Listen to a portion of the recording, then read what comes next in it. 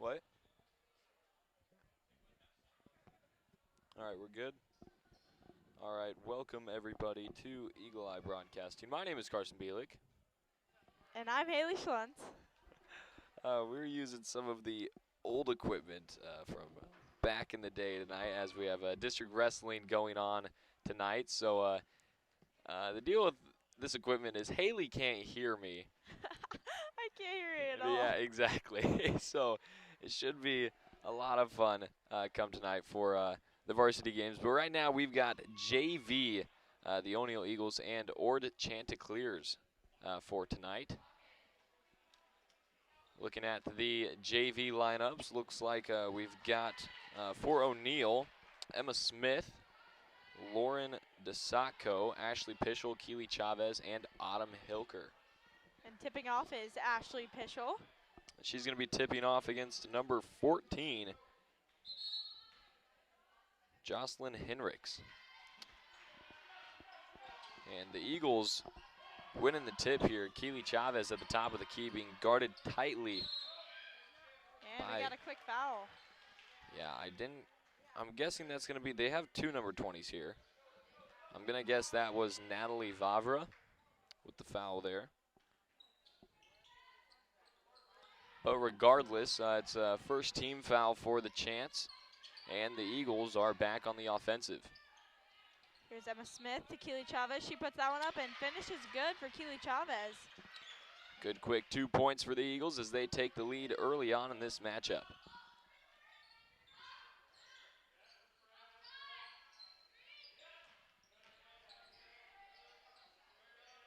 Nice look inside. Drive no good. And looking for the putback, Lauren DeSacco is going to foul down low. Sending Piper Whitted to the charity stripe.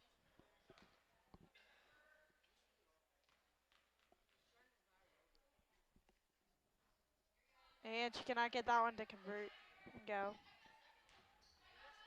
She gets another opportunity here.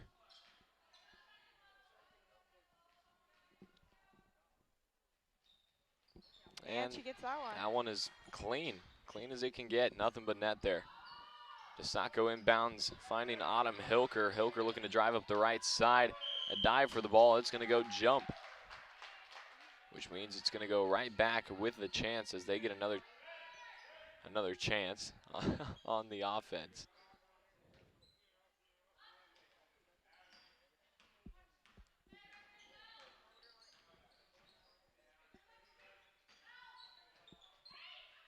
Oh, just too hard on that pass. And it's going to be Eagle ball.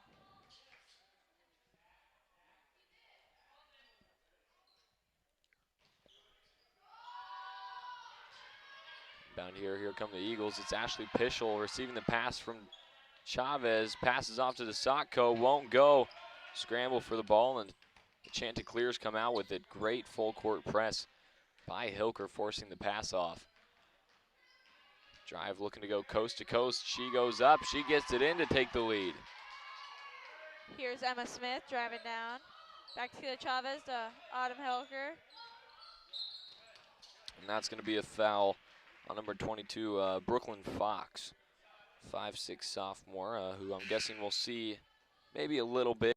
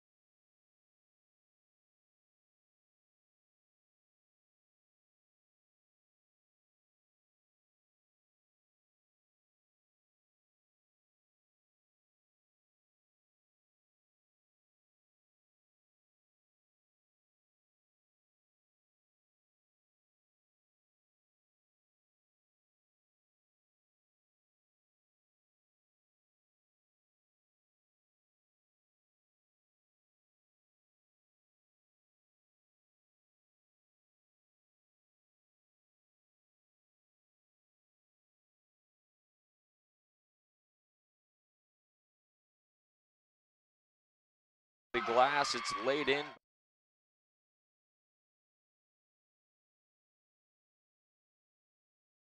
Defense by the Ward Chanticleers.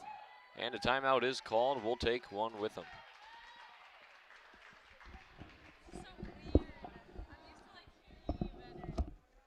Great Plains State Bank has been meeting the needs of its customers for nearly 100 years, offering a wide selection of flexible and competitive loan options, including personal, commercial, and ag lending. GPS is a small-town bank with big-town resources, with a full range of innovative deposit products. GPS creates strong clients and strong communities by providing valuable and trusted common-sense banking. Great Plains State Bank continues to deliver quality banking products and services.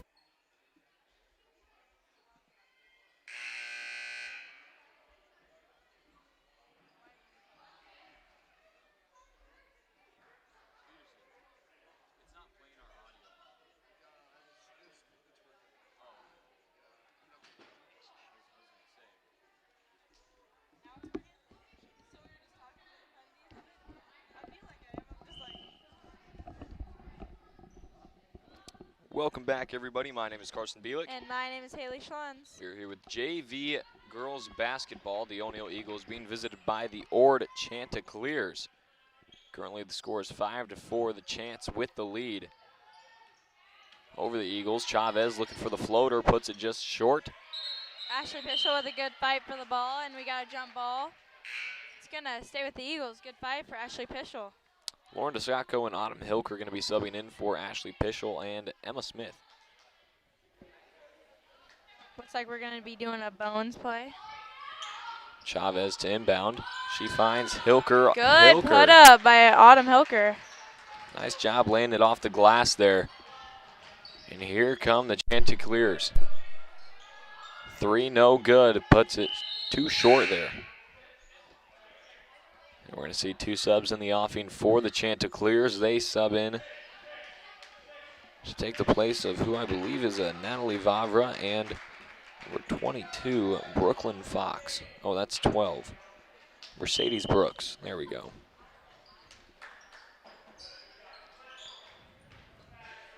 Chance trail 6-5 against the Eagles. Good defense for Brooklyn. Yeah, Cahoy with great defense there. Chul with the kick ahead to Cahoy.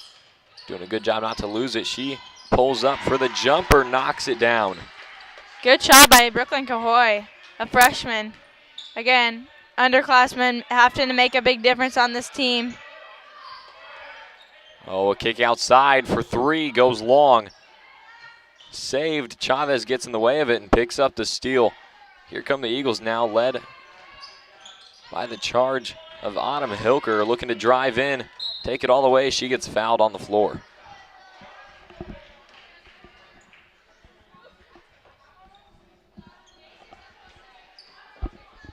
The Eagles to inbound here. It's Autumn Hilker.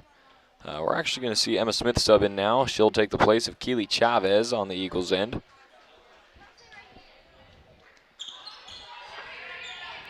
Lob over top to Smith. Smith loses it. Kind of a difficult pass by Autumn Hilker. A little bit risky. Oh, a nice save there by the Chance. Jump shot put up and in. The floater for Piper Whitted. Here's Smith driving the left side. She gets trapped. Kicked across, and Cahoy cannot save it.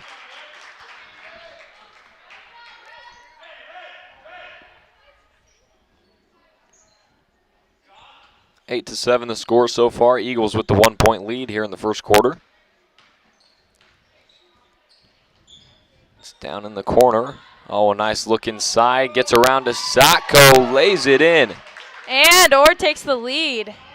1-point lead for the Ord Chanticleers. 2:17 left in this quarter.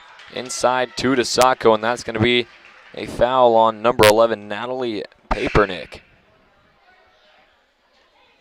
Here's Pischel. Subbing in for Lauren DeSacco.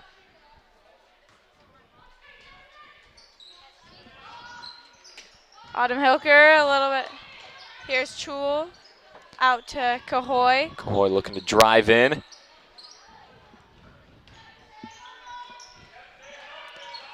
Smith gets caught up, looking for a way out, finds Cahoy. Cahoy can't hold on to it. It's a Good scramble. defense. Chance now on the full offensive end of things. Skip pass across to Whitted. Whitted looking to drive in with her left. And one. And one. Wow. And one for the Ord Chanticleers. She's going to be going to the line. They take the 3-point lead, 11-8, as we see Keely Chavez sub back in for Brooklyn Cahoy, and Ellie Stearns making her first appearance in this game to take the place of Taylor Chewell. Ellie actually sang the national anthem for the wrestling meet. Did a very good job. And now here she is playing basketball against the Ord Chants. That's a bit of a, she can sing and play basketball. Hilker kicks ahead to Smith. Smith looking to drive in. Takes it back out. She goes back in again. Puts it up. No good. Scramble for the ball. Up high. And they call it jump. And that jump ball is going to go with the Ord Chanticleers. Looks like O'Neal running a full court press on this Ord Chanticleer offense. And we got a backboard. I've got to be honest. I could not tell you how many times I've seen that. You'd think it'd be kind of a common occurrence, but I have not seen that. That might actually be the first time I've seen that. You always see during the a basketball kicks, game. which is weird to me. Here's Chavez. Can't put it up either times. Here's Whitted now driving against Smith. Looking to take it coast to coast. Loses it. But the Chants are able to hold on. Bounce pass down low. Put up and in. For Kirsten Ladwig. Oh, and a turnover. The Ord Chanticleers are just pushing it. And another bucket. A series of unfortunate events for the Eagles. Definitely not a lot of momentum for the Eagles going into the second quarter, that's for sure. Stearns pulls up for the jumper. Puts it a bit long. Tips it away. Chavez gets the rebound. Chavez was looking for Pischel in the corner, nearly lost it. Back out to Chavez. Chavez was thinking three, decides against it. Pischel in the corner, kicks across to Hilker. Here's Autumn Hilker, deep three, and no good. And just off to her left. Just a bit off. It's a nice catch and shoot three, though. Had the right form, just not all that accurate. It's Papernick. Ord's going to try to take the last shot. 16.7 seconds left on the clock, and the Ord Chanticleers are going to inbound. Here comes a sub. It's number 10, Lily Alexander, to take the place of Jocelyn Hinrichs.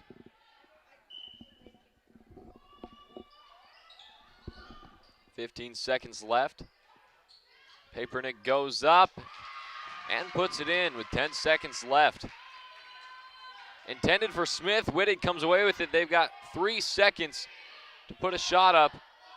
Here's the three, just short. And that is going to be the end of your first quarter. 8-17 as the Chants take the lead.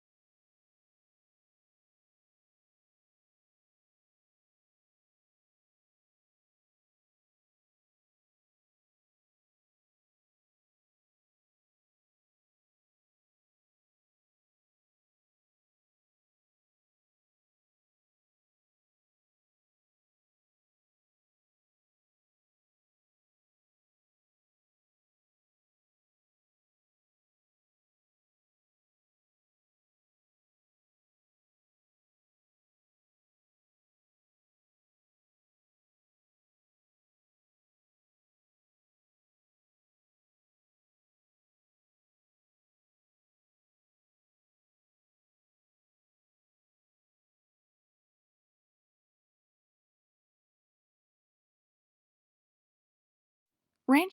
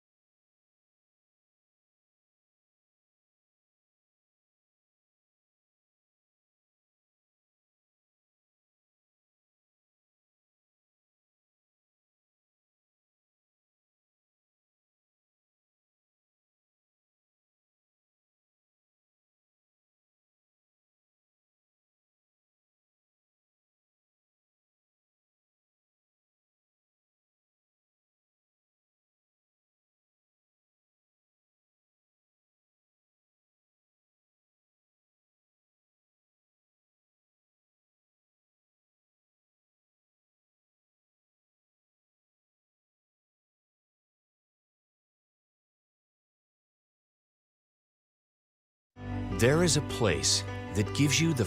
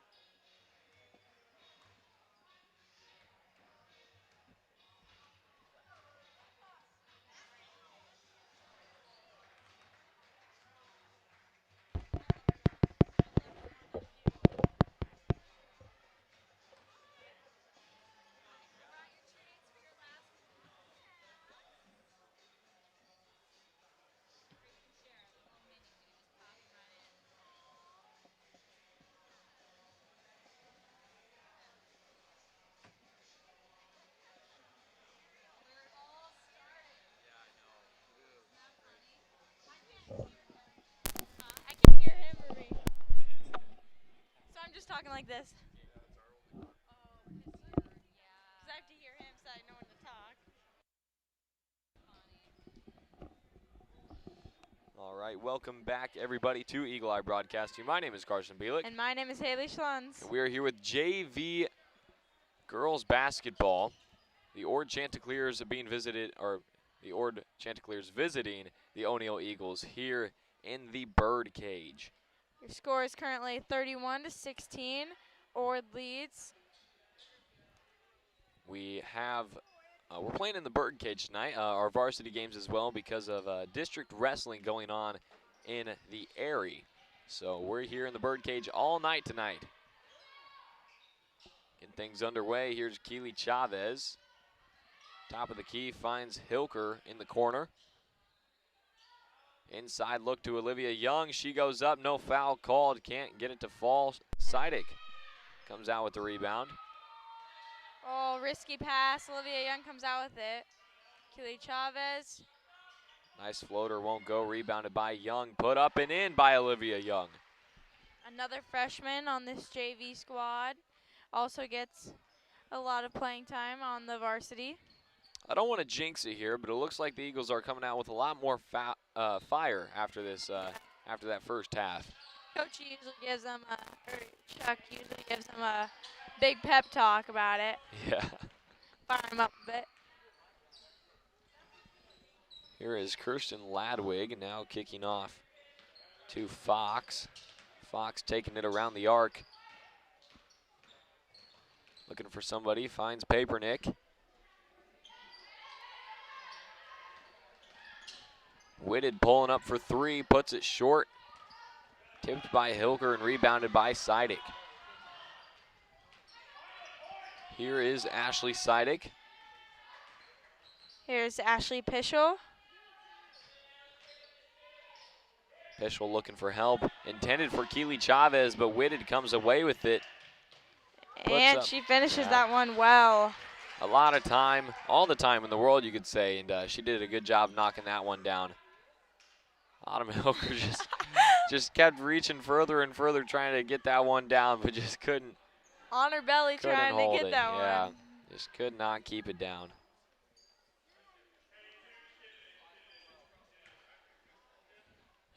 Ord inbounding it. Autumn Hilker with great hands and a steal from Autumn Hilker. Yeah, bit of redemption there for Hilker after the fumble there. Hilker looking for help, kicks off to Young. Young looking to drive in, finds Sidek open. Pull up for three. Sidek puts it a bit long. Ashley Pischel with the save and the rebound. Pischel kicks it across to Sidek. Sidek looking to drive against Papernick. No good. Rebounded this time by Henricks.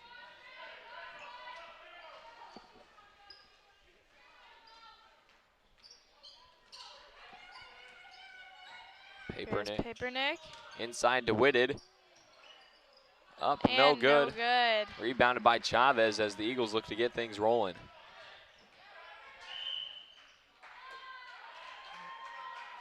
Chavez is going to get called out of bounds. She's not too happy with the call. She thinks it should have been a foul as she was pushed out. But it is going to go with the Chanticleers.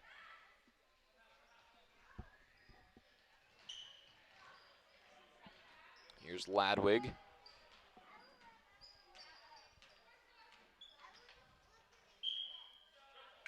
Good defensive hands from Olivia Young, but it's going to stay with the Chants.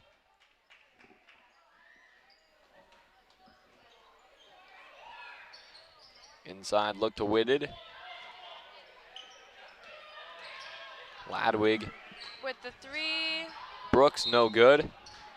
There's going to be a foul down low. It's going to stay with the Chanticleers. A foul called on Ashley Pischel, her second and team first of this half. No, it's going to be called against the Chanticleers. That's my mistake. I forgot. They switched apparently. I forgot that the switch at halftime. It's strange being back at this angle, you know.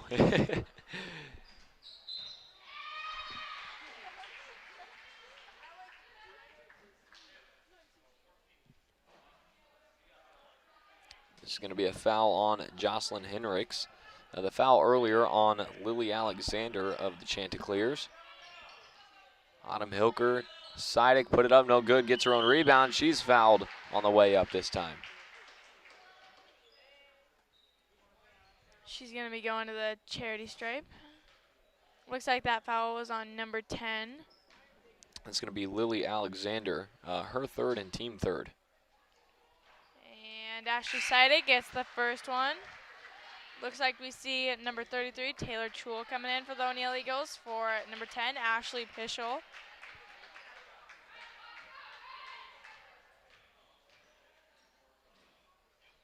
And Ashley Sidek gets her second.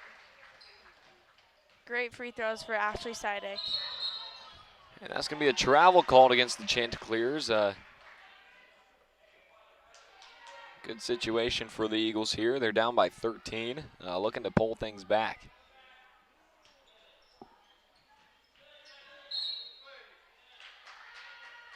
That's going to go with the Chanticleers as it went off of Sidek.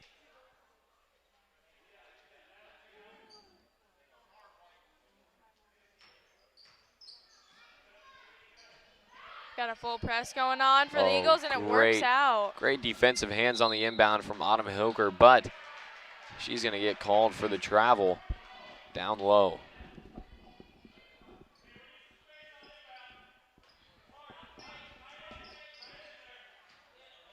Intended for Whitted. Chavez picks up the steal. Inside look to Young. Young turns it around, puts it up, no good. Rebounded by Hilker. She puts it up off the glass, no good. Here's Chavez. She knocks it down. Well done by Keely Chavez. Eagles are really coming out with some fire this half. Really getting their defense going. Sidek got some hands on that one. It's going to... And there's another wow. example of O'Neill's great defense coming out of the first half. Mercedes Brooks, she's going to find the bench after that one went off of her hands. And the Eagles are back on the offense. Here's Keely Chavez. Looking for help, dished off, intended for Sidek. And we're gonna get a foul called. Foul on Autumn Hilker. It was That tipped is her away. first. It was tipped away from Jocelyn Henricks as she was trying to split the middle.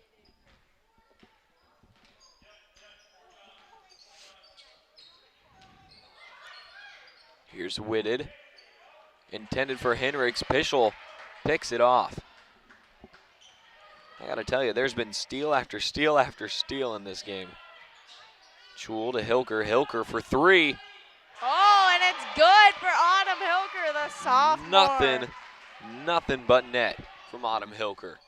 Sophomore sharpshooter she is. There goes Whitted. Whitted pulls up, jumper, no good. Rebounded by Henricks. No, she loses it. It's Autumn Hilker that comes away with it. Wow, we're saying Autumn Hilker a lot. How many times can we say Autumn Hilker in this game? She's really showing out in this JV matchup. Again, be sure to tune in after this game. We have varsity girls basketball following. And after that, we will have boys varsity. So the foul on Henricks. Her second, team fourth, Ashley Sidek shooting. And she cannot get that one to go. She'll get another chance. Taylor Chul finding the bench as Olivia Young subs in, and Henricks will find the bench as well.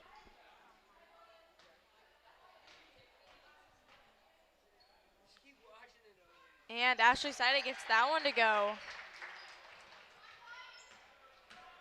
Here come the Chanticleers. Good defense, and Ashley Sidek comes away with the steal. Here's Keely Chavez, pulls up. No good. No good. It's going to go off of Ladwig. It's going to stay with the Eagles.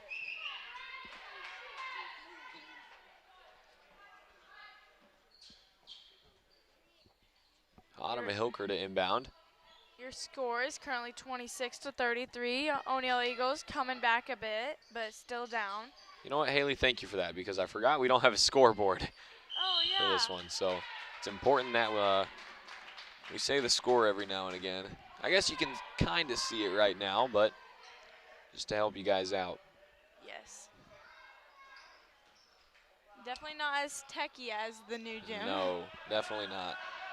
But we'll work with anything we got to give you guys a good broadcast. That is very true. We will do what we can. The fake from Whitted slapped away by Young. Young is going to get called for the foul there, as the Chanticleers will inbound down low. That was Olivia Young's first, team second of the third quarter.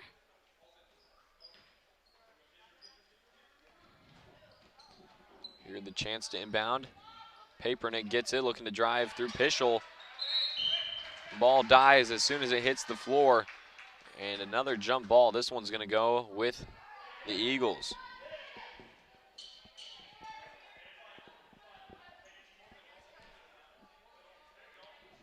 Here's Sidek to cousin Olivia Young. She's gonna go coast to coast, and she puts it up. Almost the and one for Olivia Young. Yeah, she got fouled on the way up, just couldn't finish the shot off. And she'll get 2 at the charity stripe.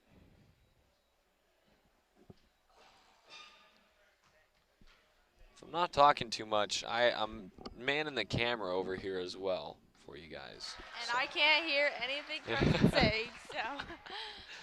Yeah, we have got some of the old school equipment. So when they told us we're going to be in the birdcage, the theme is throwback. I didn't think we were thrown back so far to we had to use the old equipment, but here we are. Yes. And again, still on Eagle Eye Broadcasting in the Airy or the new gym, we have District Wrestling, C4 District Wrestling going on. So that's on the other page. If you want to tune into that. But again, after this, we do have the girls varsity game, which will be a pretty good one. And then we have the boys right after. Fouled on the way up. It's Ashley Pischel now headed to the line to shoot 2. 7-point deficit as the Eagles have started to pull back a little bit.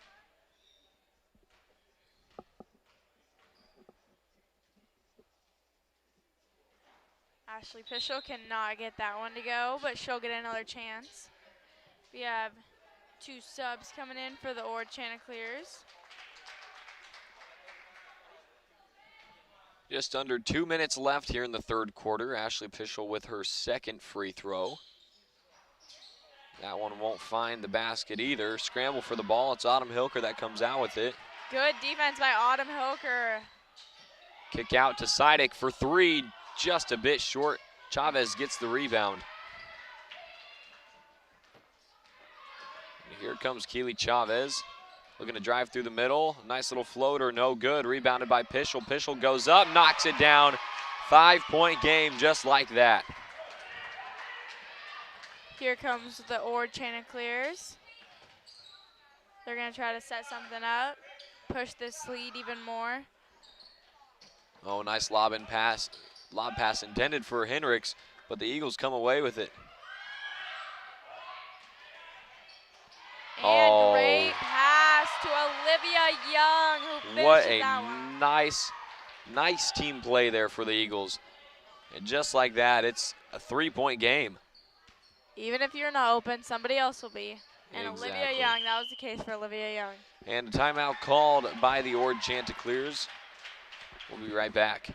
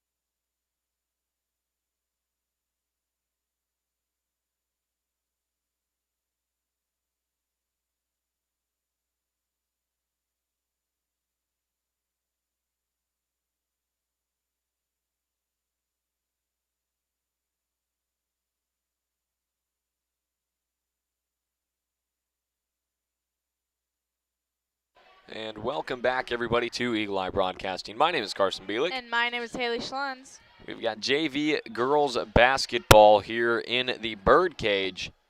The O'Neill Eagles being visited by the Ord Chanticleers. So I guess you could say that, especially tonight, it really is the Birdcage. Oh, yeah. Oh, my. I didn't even get it. And now I get it. Finally picked it up there, didn't you, Haley? Here we go, the Chanticleers on the offense. Papernick, no good on the shot. Eagles have really started to pull back here. It's a three-point game. It's going to stay with the Chanticleers after the jump ball. Papernick to inbound for the Chants. Henricks. Again, 35 seconds left on the clock in this third quarter. Your score is 32-35. O'Neill Eagles trailing by 3. Papernick again to inbound. Henricks down low, kicks it out. Brooklyn Fox, and now it's with Mercedes Brooks.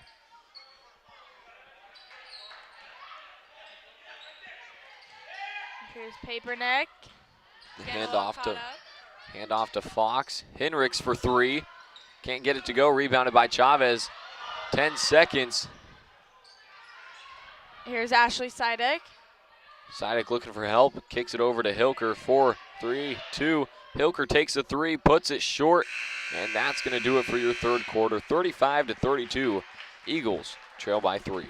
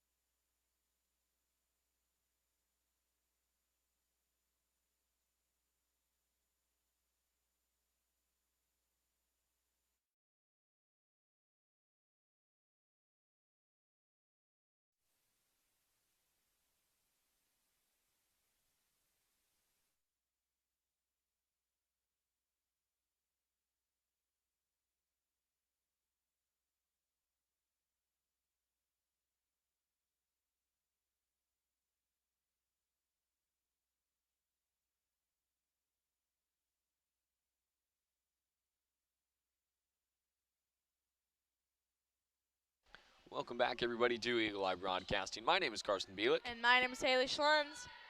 We are here again with JV girls basketball. O'Neill Eagles being visited by the Ord Chanticleers. 35-32, Eagles trail by 3.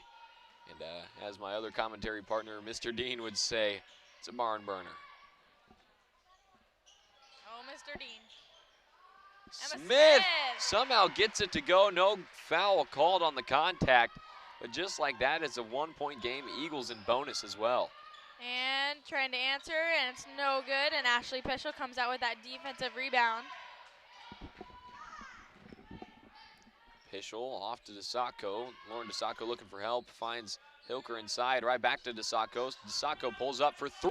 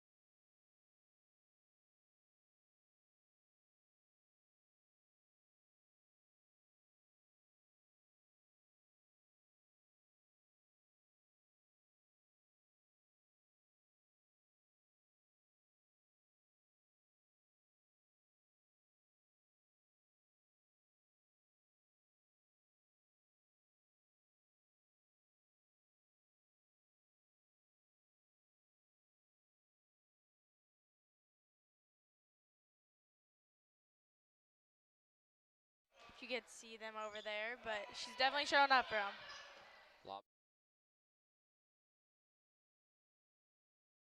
On Taylor Chul on the floor.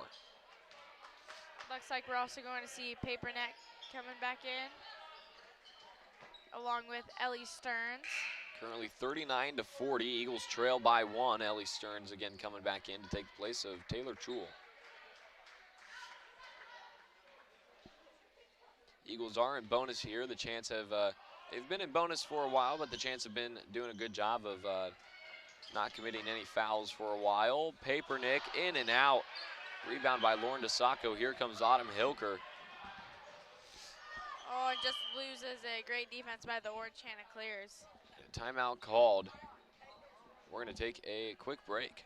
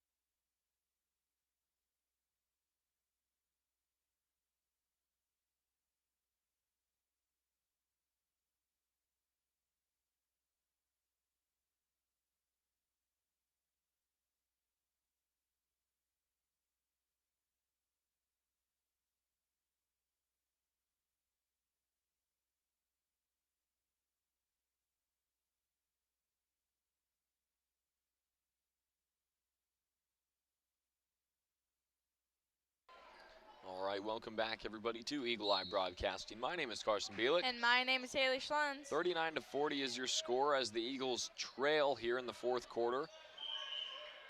Tipped out of bounds by Whitted. It's going to stay with the Eagles. This game necessarily hasn't been close, but it has been a battle to say the least, as the Chanticleers have led for majority of this game, but the Eagles have done a great job of pulling this thing back. Here's Smith pulling up for three, puts it short.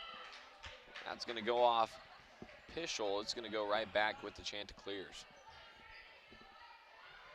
Yeah, the Orange Chanticleers have had great defense throughout this whole game, and Paperneck just stepped over the lines, inbounding the ball.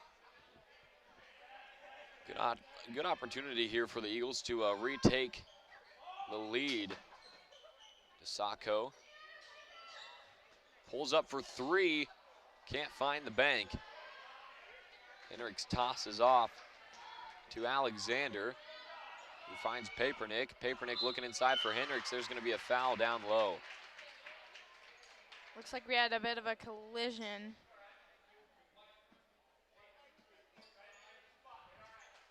And that foul is going to be on Lauren DeSacco, number 23, the freshman. Her third, team fifth. Papernick to inbound for the Chanticleers. She finds Whitted. Whitted pulls up, blocked by Hilker. They're going to call it a foul on Hilker. I believe that's going to be a third or fourth? Third for Autumn Hilker.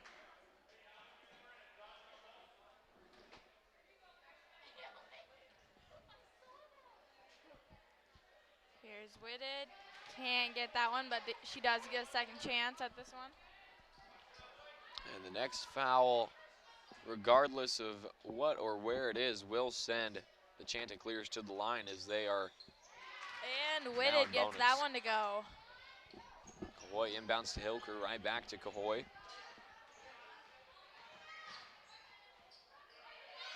Here's Autumn Hilker with the three, and a swish for Autumn Hilker. Just when you need her most, and great defense right away, deflecting the inbound pass. as the Eagles retake the lead 42-41 here in the fourth quarter. Here's Whitted. Nearly losing it, gets it off to Papernick.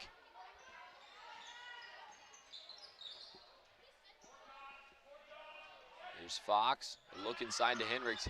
Henricks turns around, knocks it down. 43-42, Chanticleers with the lead. A little bit of miscommunication, but Lauren DeSatko gets that one in her hands, and Brooklyn Cahoy for three. Cahoy. Brooklyn Cahoy to retake the lead and put the Eagles even further ahead than just one. And now have the 2-point lead. 2 minutes and 45 seconds to go in this game. Bounce And pass the Eagles. inside, intended for Papernick. She's able to hold on, but a timeout is called, and we'll be right back after a commercial break.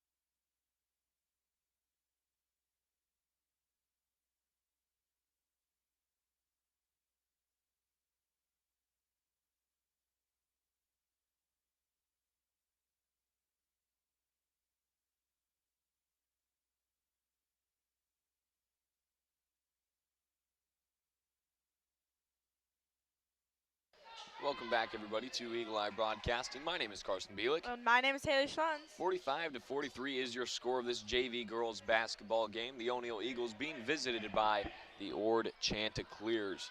2:40 left on the fourth quarter. Both teams in bonus. And coming off of the timeout right after Henricks. It was a scramble for the ball, but Papernick was able to hold on.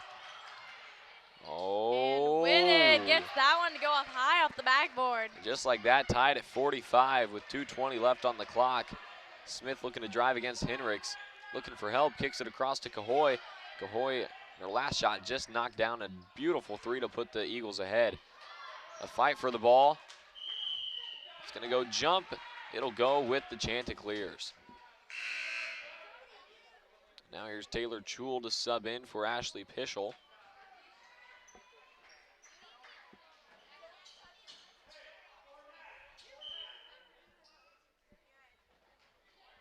Here's Whitted. Still tied at 45 here with 2 minutes left. Ord's definitely gonna hold this one until they get a pretty good shot. Having 1:51 left in this game, and it's tied. Ladwig, Henricks.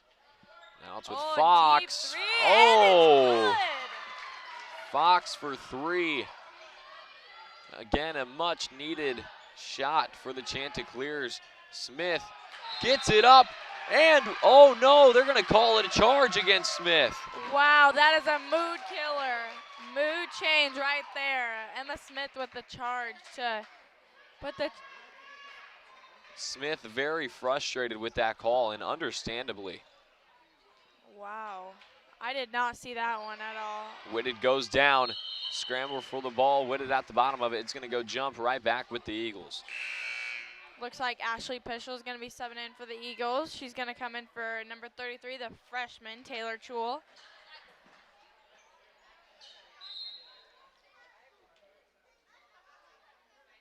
Emma Smith to inbound for the Eagles. She goes to Ashley Pischel. Pischel looking to post up down low. Kick out to Smith. Smith takes the three, just short. And it's Ladwig. Ladwig kicks out to Whitted. Whitted left open. She's a good three-point shooter. Can't leave her open like that. She decides not to take it. 1 minute and 5 seconds left on your clock. 45-48. The Chanticleers lead by 3. Man, there is no other way to describe this game other than it's been an absolute brawl. Very much so. 48-45. Chanticleers with the lead. No matter how this game ends up, it's been so close that no matter who loses this one, it's going to end in a heartbreak. Oh, very much. And Autumn Hilker with the steal. This is definitely good for the Eagles. And a timeout called by the Eagles. We'll be right back after a short break.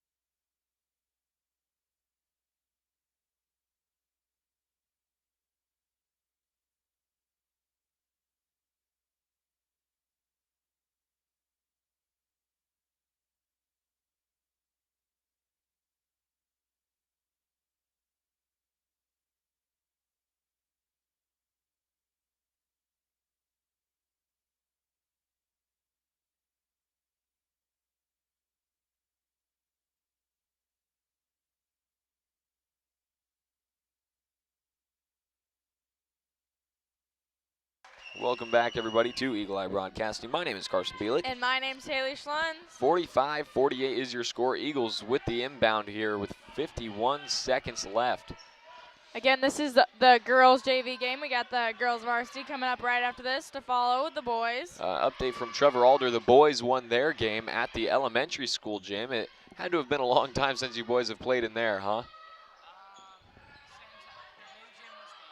Yeah, since the new gym was built. And Lauren DeSacco puts the Eagles down by 1. 47-48. The Eagles have definitely got to have some great defense and get a steal to take the lead with a 2. Hilker definitely the top defensive player of this game for the Eagles. Papernick, he gets ahead. Hilker gets a hand on it. They call it a jump. It's going to go with the Eagles. Wow, great defense for Autumn Hilker. And a timeout is called. Eagles going to set up an offensive play here. We'll be right back.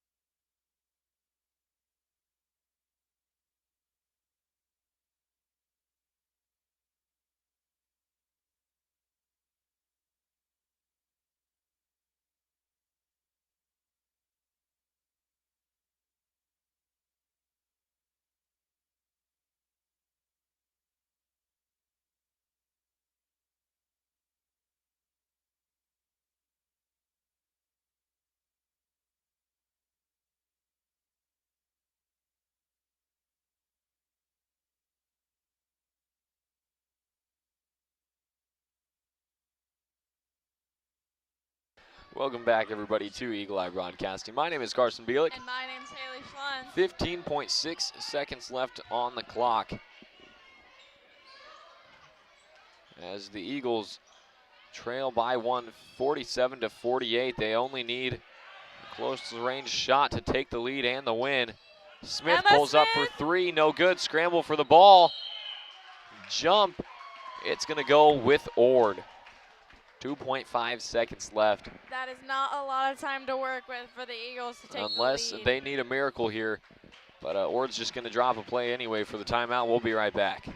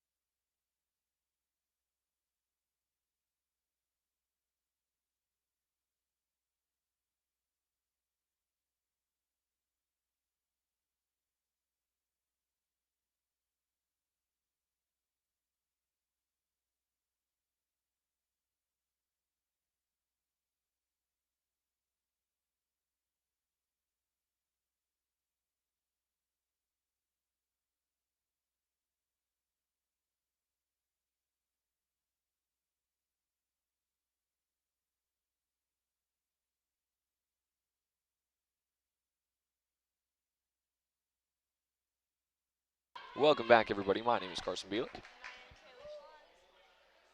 There you go. Say that again, Haley. I accidentally forgot to unmute you.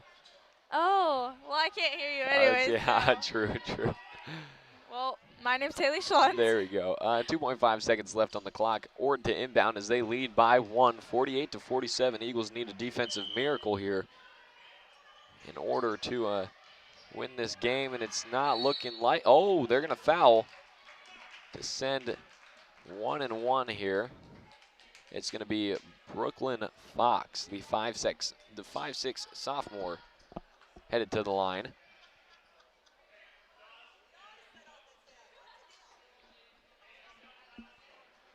Again, it is only 1 and 1 here, so if she misses this first one, Eagles might have an opportunity to rebound it and chuck something up. And it goes in, she'll get another. 2-point lead for the Ord Chanticleers. 1.4 seconds left in your game. Up next is the girls' varsity game, followed by the boys. No good. She gets the rebound and holds on to it, and that's going to be your game in a heart-wrenching one. 47-49. Chanticleers take it as they led by a lot majority of this game. The Eagles were starting to pull back, and man, heartbreaking one for the Eagles. But stay tuned, because up next we've got the varsity girls taking the floor. My name is Carson Bielik. And I'm Haley Schlantz. And we will see you guys after pregame.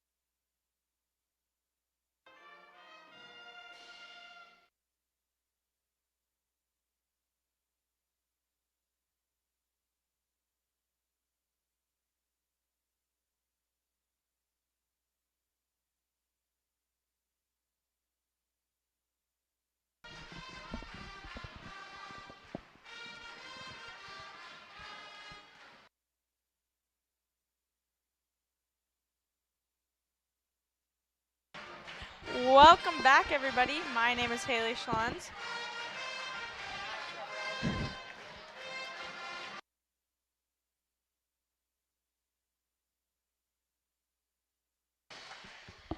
Hello, everybody. Welcome back. My name is Haley Schlons. And I'm Trevor Alder. And you are currently watching your Varsity Girls Ord versus the O'Neill Eagles. And as you can tell, we are in a different setup tonight. We are in the BIRDCAGE, as we call it, because there is C4 District Wrestling going on in the new gym. Also, makeshift setup in the Eagle Eye Broadcasting corner. Yes. And looks like the Eagles got the tip off. Presley Hess jumping. I think she won that one. Pretty cool by Presley Hess. Our O'Neill starters, we got number 2, Presley Hess, number 3, Kirsten Welke, number 4, Olivia Young, number 11, Zelly Sorensen, and number 14, Lauren Young. And for the Ord Chanticleers, we have number 3, Allie Miller, number 4, Cadence Wilson, number 14, Nike Nelson, number 15, Claire Cargill, and I believe 25?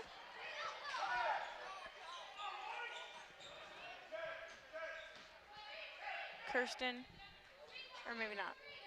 I may be wrong. It is currently still 0-0, 7 minutes.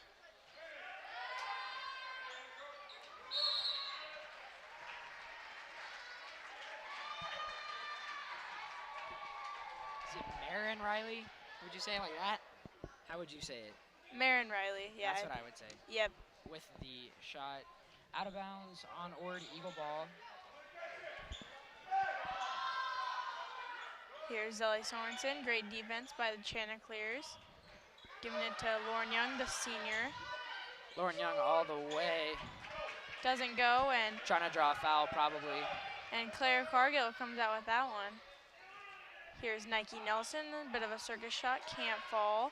And Cadence Wilson comes out with that one. Again, Cadence Wilson on the boards. Can't get that one going. Kirsten Welke comes out with that one.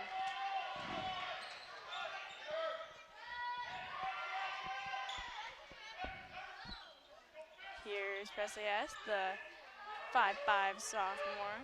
Quite a baller, if I do say so myself.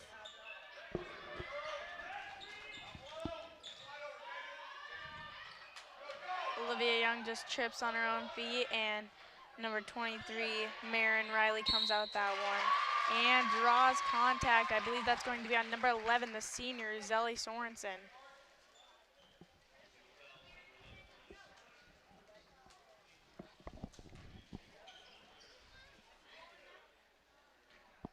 Looks like Marin Riley is going to be at the charity stripe.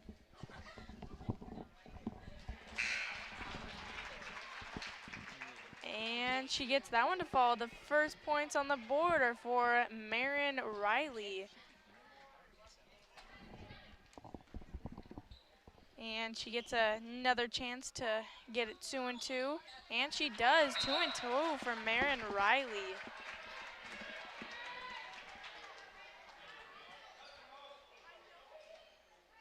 Again, you're watching the Varsity Ord girls and the Varsity O'Neill girls tonight. Ashley Seidel goes in, just cannot get that one to fall. All right, hello everybody. I am Carson Bielek. I took Trevor's spot. Yes, we are working. I'm sure Haley already said something about it, but we are working with some old dinosaur equipment for this game. So, yeah. Can you hear yourself, Haley? Oh yeah, I can hear you. Okay. Yep. Trevor, you said that she couldn't. I thought that's what she meant. Oh my goodness, Trevor. Yeah, I'm a bit. Carson can hear. I can hear Haley. You know, I just gotta fine tune the old ears. Yep. And here's Nike Nelson. Nike Nelson, one of the top star performers for the Ord Chanticleers, had an ACL injury, couldn't play last season, but still comes back this year. I believe she came in a little late in the season, and she is the top scorer with about 14.8 points per game. And there she is with the shot, can't knock it down, gets her own rebound. And getting the Ord Chanticleers reset here. They're going to call that a travel turnover. on the Chants. And again, the Ord girls are 17-6 and are the #1 seed at next week's sub-district. For girls? Yes, for girls. And the Eagles will actually play them on Tuesday again at 6 p.m. A timeout called early on here by Coach Eichelberger. He's not too happy with the performance so far. We'll be right back.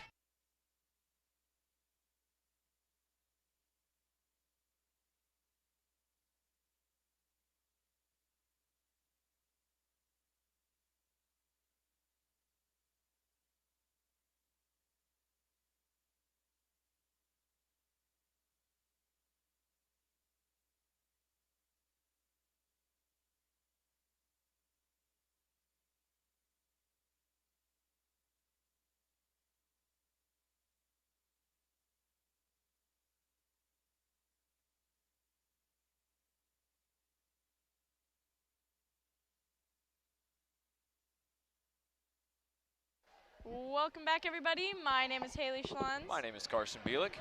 And go ahead, Carson. We are here with the girls varsity basketball. The O'Neill Eagles being visited by the Ord Chanticleers in the BIRDCAGE. That's going to be a turnover on Lauren Young, looking for the long ball, and it looks like she stepped over the line. Yeah, I guess I forgot this is one thing to bring into consideration. A lot less room on the inbounds here in the BIRDCAGE. You got a lot more space in the area to work with. Of course, when you inbound in here, you got the wall right behind you. Makes for harder plays. There's going to be a foul down low. And that one will be on number 15, Claire Cargill. Her first, team second. Cargill, only a freshman, I see, but she was definitely, I was looking through the stats, she is definitely one to keep an eye on this game. Of course, when you see a freshman starting on a varsity squad, you expect a greatness, I suppose, but you have to remember, still a freshman. Can't be expecting too much. Can't expect them to all be the top performer of each and every game. And that's going to be a travel on Presley Hess, the sophomore. 4-0 currently the score as the Chanticleers taking the lead here. They have a positive record, I believe 16-7.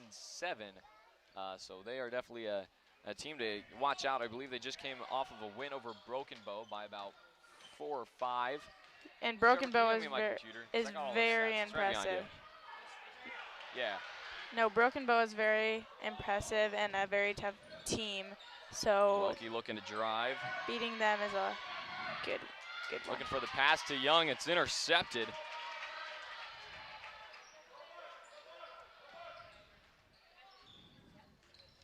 Uh, 17-6 coming off of a 57-50 win over Broken Bow on Tuesday.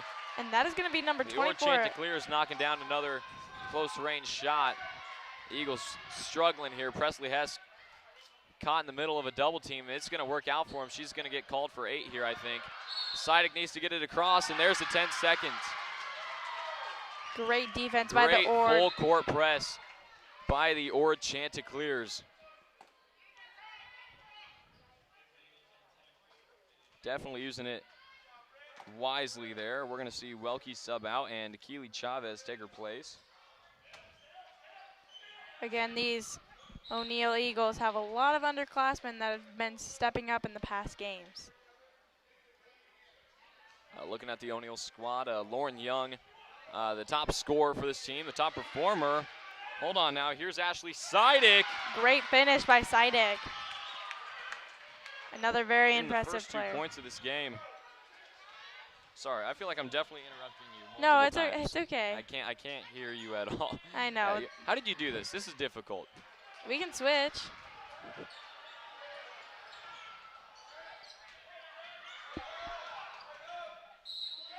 And one. And one. For Lauren Young. First 2 points for her this game to put the Eagles down by 2. I was just trying to, going back to about Lauren Young, she's the top scorer for this O'Neill side. 11.1 points per game, 3.8 rebounds, 3.1 steals. And against Plainview, I went and watched that game in Plainview. She put up 14 points and 8 rebounds in a close 51-47 victory. The last time the Eagles and, what is this, JV? Oh, the JV boys beat Ord 51-33 today. JV girls lost by 1, yeah. That's right. That was a It was heartbreak. yeah, definitely a heartbreaking one for the JV girls. But the varsity players on the JV squad definitely looking to help these girls bounce back and pick up a win here tonight. They faced a lot of trouble this season. They're 6-14. They weren't too happy with their performance in Plainview. They thought they should have won by more. They made a lot of too many little hiccups that caused it to be a close game. And they were just not satisfied with themselves. So they're looking to come back and definitely redeem themselves here in this game despite their win.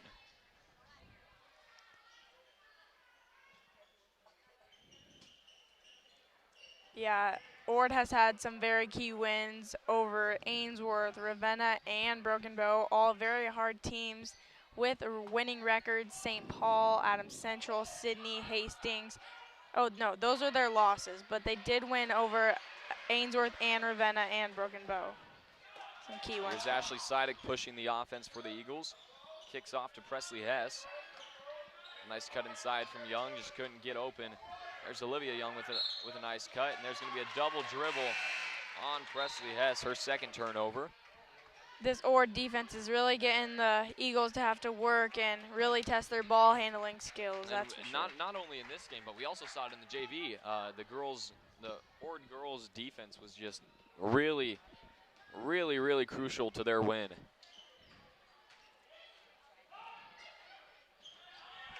Looking for the look down low, can't get it to fall. Defensive rebound for Lauren Young. And here come the Eagles. Young leading the charge, kickoff to Hess. Hess fakes a three. Hess trying to set something up. Hess with the handles, drives through, puts it up, can't get it to fall. No foul called. Scramble for the ball. And number 15, Claire Cargill, comes out with that one. Here's Riley. Intended for Cargill. Oh, it's Miller and back to Cargill yet again. Here's Nike Nelson, excuse me. Nike Nelson. Nelson is the leading scorer, rebounder, and assister for Ord. She has 14.5 points, 7.6 rebounds, and 2.2 assists per game. Oh, and it looks like that does not look good. That does not look too good. That is Marin Riley. Went down a little hard there. She is limping hard on that knee. And she's going to get a sub to take her place. That's going to be Ray to take her place. Yeah, Riley is definitely a key player for the Chanticleers, so we'll see how they bounce back from this one. Hopefully she can get back in the game soon. You just have to hope here. It's not a similar situation to Nike Nelson where she tore her ACL, but yeah, Riley still is a sophomore. She does have about a year to recover. Obviously, it's not how you want to spend your junior year basketball season, but hopefully it's not that severe. Here's home to Here's Nelson. Just off the mark, and rebounded by Lauren Young. Sister connection. She finds Olivia, who knocks it down close range to tie it up at 6. Oh, good hands from Lauren Young. Chavez picks up the steal.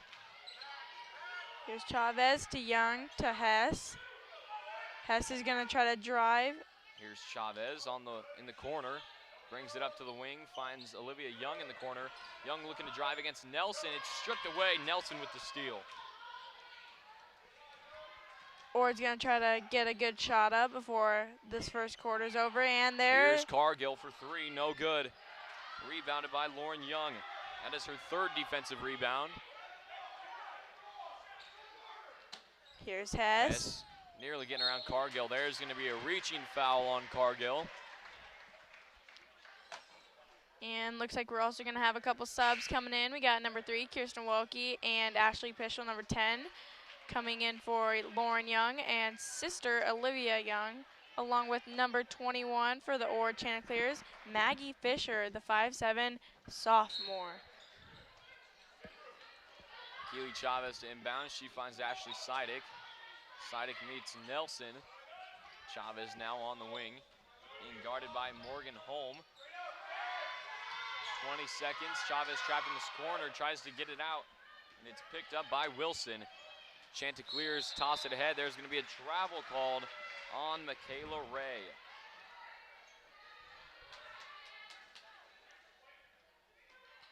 And it's going to be O'Neill ball. Kirsten Welke inbounding the ball. Welke looking to inbound, finds Hess. 10 seconds left.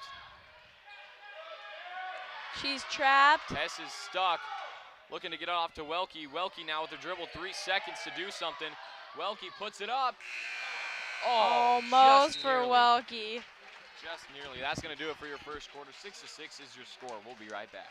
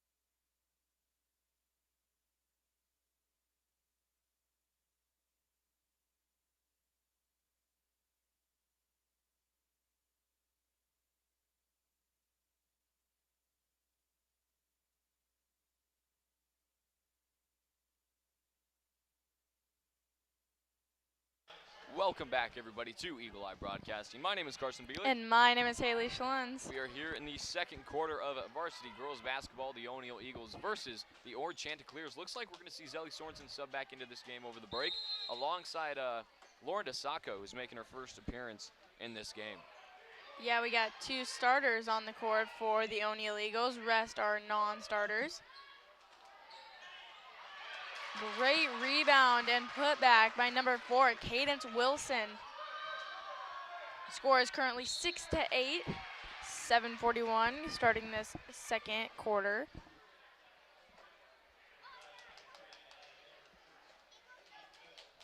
It's going to be a foul on Kirsten Welke, her first team. Oh, no, that's going to be on Allie Miller. It was an offensive foul, I believe. Team 5th. And here's Zelly Sorensen trying to go coast to coast. She lost it, but it is going to be Cadence Wilson, the 5'10" junior, with the last touch on the ball before it finds its way out. Kirsten Welke to inbound. She finds Lauren DeSacco. DeSacco looking for Welke with the long skip pass. Welke with 6 points per game, 2.4 rebounds per game this season. She scored 9 against Plainview. And a steal by Miller. Here comes Cargill now, finds Nelson. Nelson for 3, just off the mark.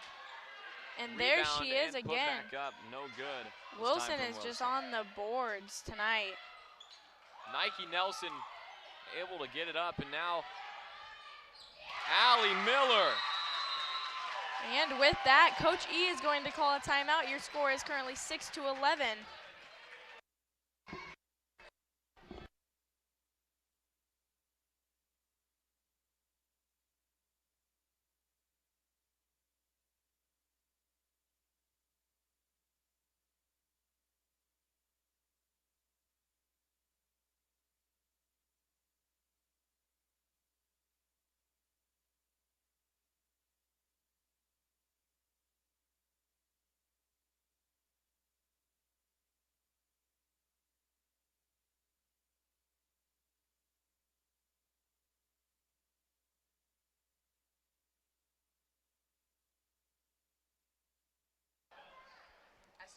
Welcome back, everybody. My name is Carson Bielik. And my name is Haley Schlons. You are watching Eagle Eye Broadcasting, the O'Neill Eagles versus the Ord Chanticleers here in the Birdcage.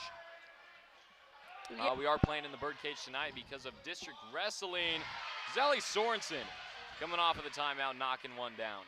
Yeah, it's kind of ironic because the first basketball game was Ord in the Airy, and now these seniors' last game at home is in the Birdcage. In the Birdcage. It's really a throwback. Definitely a flip-flop of games there, but it is something you love to see. Again, we are not playing in the area tonight because of district wrestling. O'Neill is hosting that. So we are broadcasting that live as well. We've got Mr. Young doing commentary for that if you want to go watch that. Oh, good Scramble. hustle. And jump ball. This is going to go with the Eagles. Number 4, Cadence Wilson is really making a difference, getting all those rebounds already in this game. Very dynamic player for the Chanticleers. Presley Hess subbing in for Zelly Sorensen. And right away she gets the inbound from Lauren Young. Here's Ashley Seidick. Hess, top of the key. Looking to get past home. She goes up and she is, oh, they're gonna call it jump ball. Wow. And it's gonna be with the Ord Chanticleers on this one. I can't tell if that was Wilson or Holm or both of them, but it looked like they just kind of grabbed the ball while Hess was going up. Regardless, it's with the Chanticleers and they're on the offense. And here's Nike Nelson with the 3, and it goes in for Nike Nelson. Pull up, knocks it down, and a steal right off of the inbound. Nelson, close range. Nelson is showing up. Nike Nelson, 5 points back-to-back. Here's Hess, she's kind of stuck, and a turnover. Picked off, no good. Nelson puts it up.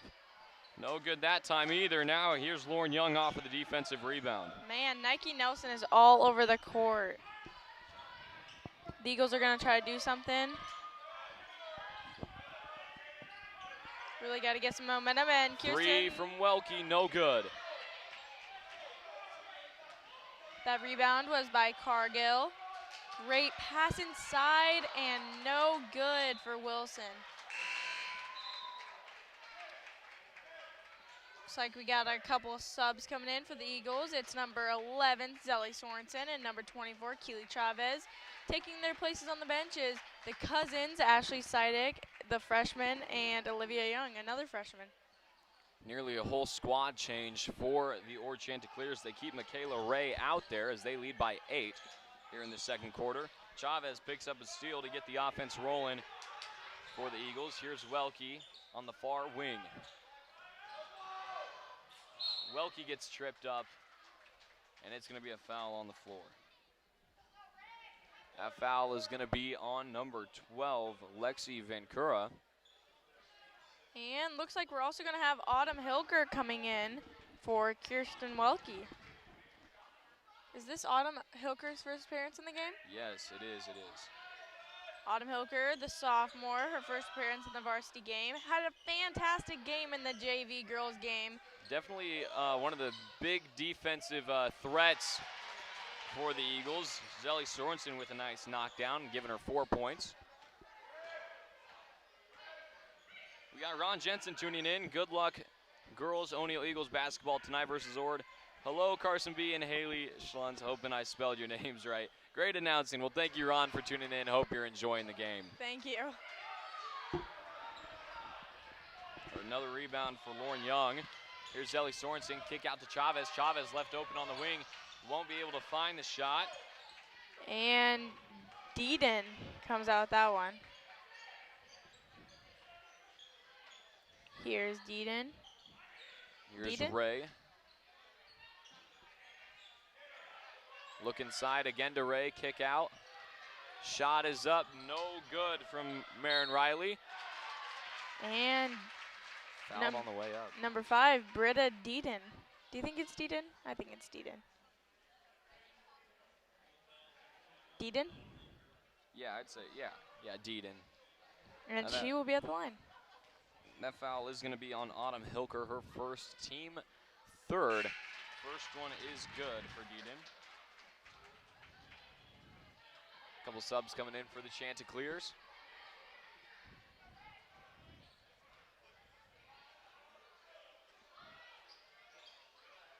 And No that good one that time. Another defensive rebound for Lauren Young, her 6th defensive rebound this game. Presley Hess was intended for Sorensen, but Sorensen cut in right as she was making the pass. just a little bit of miscommunication there. We're going to see Olivia Young sub in for Keely Chavez. And I believe Ashley Sidek just came in as well. Or at least a little bit ago. Presley Hess getting a little pep talk from Coach Eichelberger. I forgot to mention, but yeah, where is she? Oh, Marin Riley, number 23, is back in this game. Good to see it wasn't a major knee injury. She does appear to be limping a little bit as she runs, but it's good to see her out there regardless. Here's Riley. Kick out to Holm. Holm puts it up and one. And for one. Morgan Holm. And that's going to be on number 20. Fun fact, fun fact from Mr. Mike Peterson. Nike Nelson follows EEB on Instagram. Hey. That is facts. Yes, Nike Nelson is actually a big fan. She is a big fan of EEB. So we appreciate you, Nike, for tuning in every now and again and supporting the squad. And also a fun fact, the last time we played Ord at home, our first game in the Airy, she won player of the game. Wow. Yes, our first away player of the game in the Airy. Also, speaking of followers, you should subscribe to our YouTube channel. It doesn't cost you anything. Just might have to make a Gmail account, but it's very appreciated. So you won't miss anything. Sidek. Young to Sorensen. Sorensen open for three, just off the mark. And a good fight from both 15s, Claire Cargill and Ashley Sidek, and it's going to stay with the Eagles on that jump ball. Autumn Hilker inbounding. And one for Lauren Young. What an answer. Wow. Eagles now in bonus. Any foul will result in 1-1 unless it's a foul on a shot. And that one is unable to fall for Lauren Young. But Zelly Sorensen with the offensive rebound. Great offense by Inside look Zelly for Sorensen, posting up against Nike Nelson. Young pulls up, looking for help. Finds Olivia Young, her sister. Sorensen now top of the key, looking to reset the offense. Here's Sorensen putting the handles on, now with Sidek. Sidek finds Autumn Hilker. Inside look to Lauren Young, out to Ashley Sidek. Just a bit long on the three-point shot, and it's a defensive rebound for Nike Nelson. And here's number 3, Miller. No good on the 3. But Scramble home. for the ball. It's an offensive rebound for Marin Riley. Or no, that is Ray, excuse me. Picked off by Olivia Young. Here's Zelly Sorensen. And it's just tipped out of her hands and caught by Allie Miller. And up ahead. And it's up and in for Cadence Wilson. Wilson.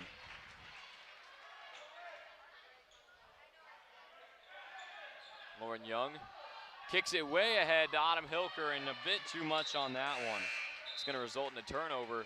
We're going to see Presley Hess sub back into this game to take the place of Zelly Sorensen.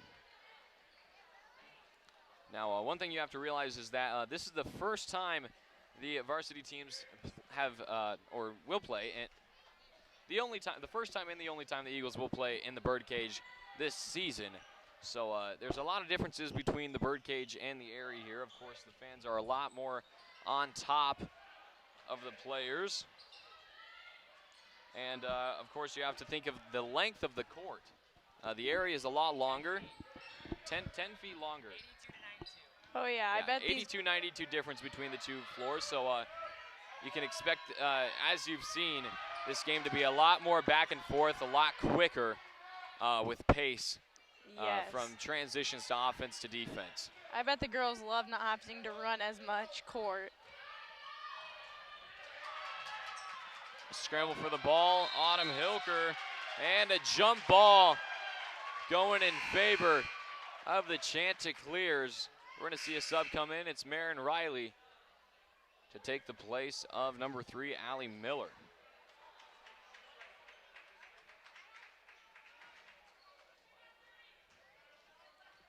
And here's Holm, guarded by Olivia Young. Nelson, tipped by Lauren Young. Nelson looking to drive, puts it up, unable to lay it off the glass. Ray gets the rebound, puts it up, and gets fouled on the way. That is going to be Lauren Young's first foul. Again, your score is 22-12. The Ord Chanticleers lead now 23-12. And there is 15.3 seconds left in your first half. Again, boys will also be following this game. So make sure you stay tuned. And Ray gets that one to finish. Now a 12-point game. That's going to stay going with the Eagles. 9.8 seconds left on the clock. A very dominant defense on the floor here from the Ord Chanticleers. As you can see, Ray's sitting back, making sure nothing gets close to the arc. They don't want any final shots being put up. Here's Presley Hess looking to drive. 5 seconds left. Hess drives through an open lane, can't get it off the back. Young puts it up. Oh, and no good. And your score is 12-24 entering the second half. We will see you right after.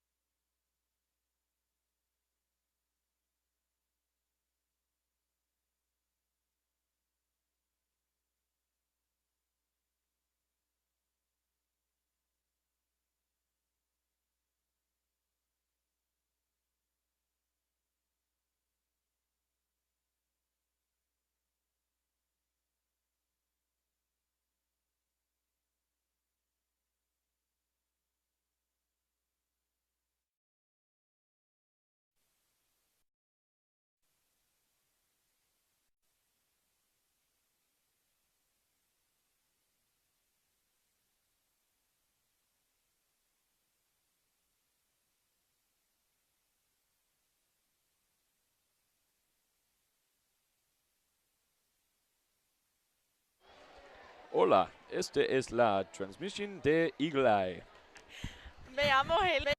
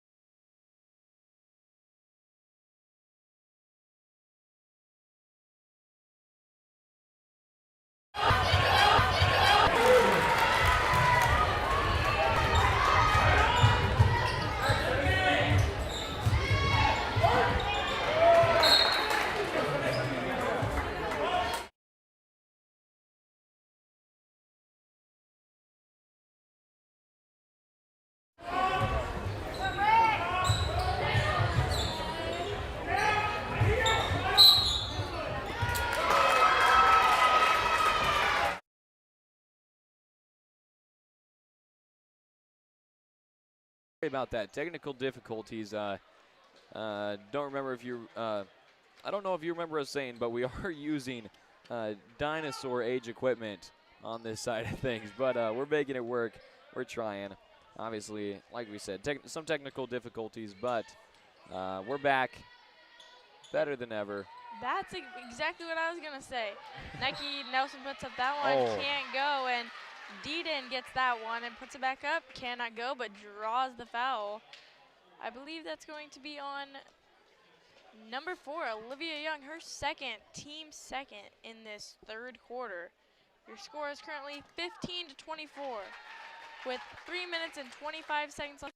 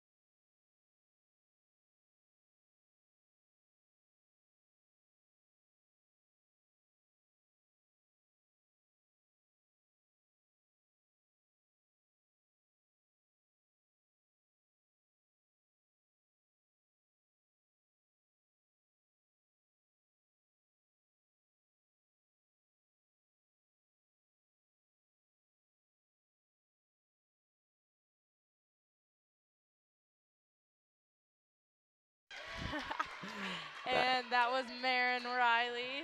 Couldn't get the 3 to fall, but it is going to stay with the Chanticleers as Zelly Sorensen picked up her 3rd foul, 3rd team.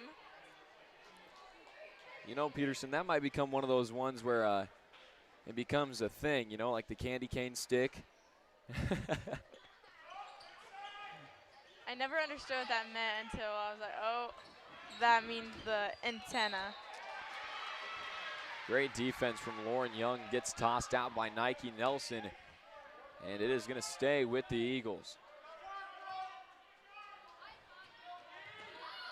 Here's Presley Hess getting double teamed. She's fouled. Very good full court press for the Chanticleers. Just got a bit too close to Presley Hess and drew the foul. That is going to be Nike Nelson, the senior, her 3rd. She is baffled by that one. Yeah, I can see it on her face. That's what I like about, you know, being up here, being back up here, is you can see a lot more of the expressions and the emotion from the players. Yeah. Up in the booth, it's kind of far away. Very true. Ashley Sidek left open in the corner. Nice little floater, puts it a bit short. And it's a rebound for Ray. Chanticleers pushing it up. It's Cargill up the right side. Ray now to Holm. Morgan Holm. She finds Marin Riley. Ray goes up, stripped by Hess. And here comes Hess. Eagles trail by 5 here in the 3rd quarter. 1 minute left. They're on looking your to double team scoreboard. Hess. Lauren Young in the corner for three, just off the mark. The offense, Cargill finds an open lane, stripped by Lauren Young. And it's going to be a 2v2 situation, no good, gets her own rebound, can't get that one to fall either. Another offensive rebound, this one's good. 2 offensive rebounds for Lauren Young, back to back. She just wanted to add to the stat line. She's got over 10 rebounds now. And that is going to be a foul.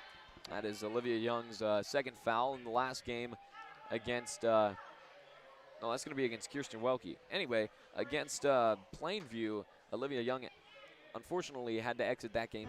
There is a place that... Yeah, she's definitely an aggressive player and gets you in trouble. A little overly aggressive. And Ray gets her first one. I want to see Keely Chavez and Ashley Pischel subbing for Kirsten Welke and Lauren Young in the last 30 seconds here. Eagles trail by 4. And Ray gets another opportunity here as the Eagles are nearly in bonus because of the amount of fouls the Ord Chanticleers have racked up. And Ray, as cool as you like, knocks it down. The Ord Chants are 7 for 9 from the free throw line. Presley Hess being double teamed, chucks it ahead to Keely Chavez. Sidek left open in the corner. She finds Sidek, but a little too late. Sidek looking to drive the baseline. Stripped by Miller. Sidek gets on it, tries to get it back to Chavez, but it crosses out of bounds. And Coach Eichelberger does not agree with that call, to say the least. To say the least. 24-29, 5-point game, 11.5 left on the clock. You just recently joined us, welcome. My name is Carson Bielik. And my name is Haley Schlunz. And we're about to head into a break here. 3, no good. Scramble, and it's going to go jump ball. With 0.4 seconds left on your scoreboard. It's going to stay with the Ord Chanticleers. I don't think that's enough time to put something up, but we'll just have to see if they can do it. Quick shot for sure. Riley to inbound. Finds Miller. Miller, no good.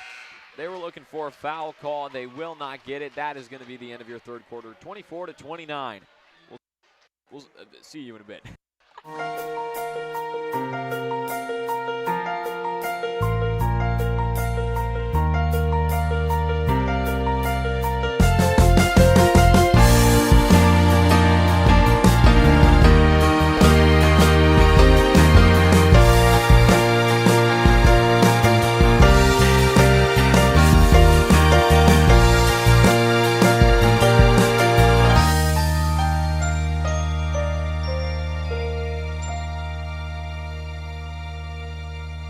Great Plains State Bank has been meeting the needs of its customers for nearly 100 years, offering a wide selection of flexible and competitive loan options, including personal, commercial, and ag lending. GPS is a small-town bank with big-town resources, with a full range of innovative deposit products. GPS creates strong clients and strong communities by providing valuable and trusted common-sense banking. Great Plains State Bank continues to deliver quality banking products and services that are representative of their name. GPS, great personal service.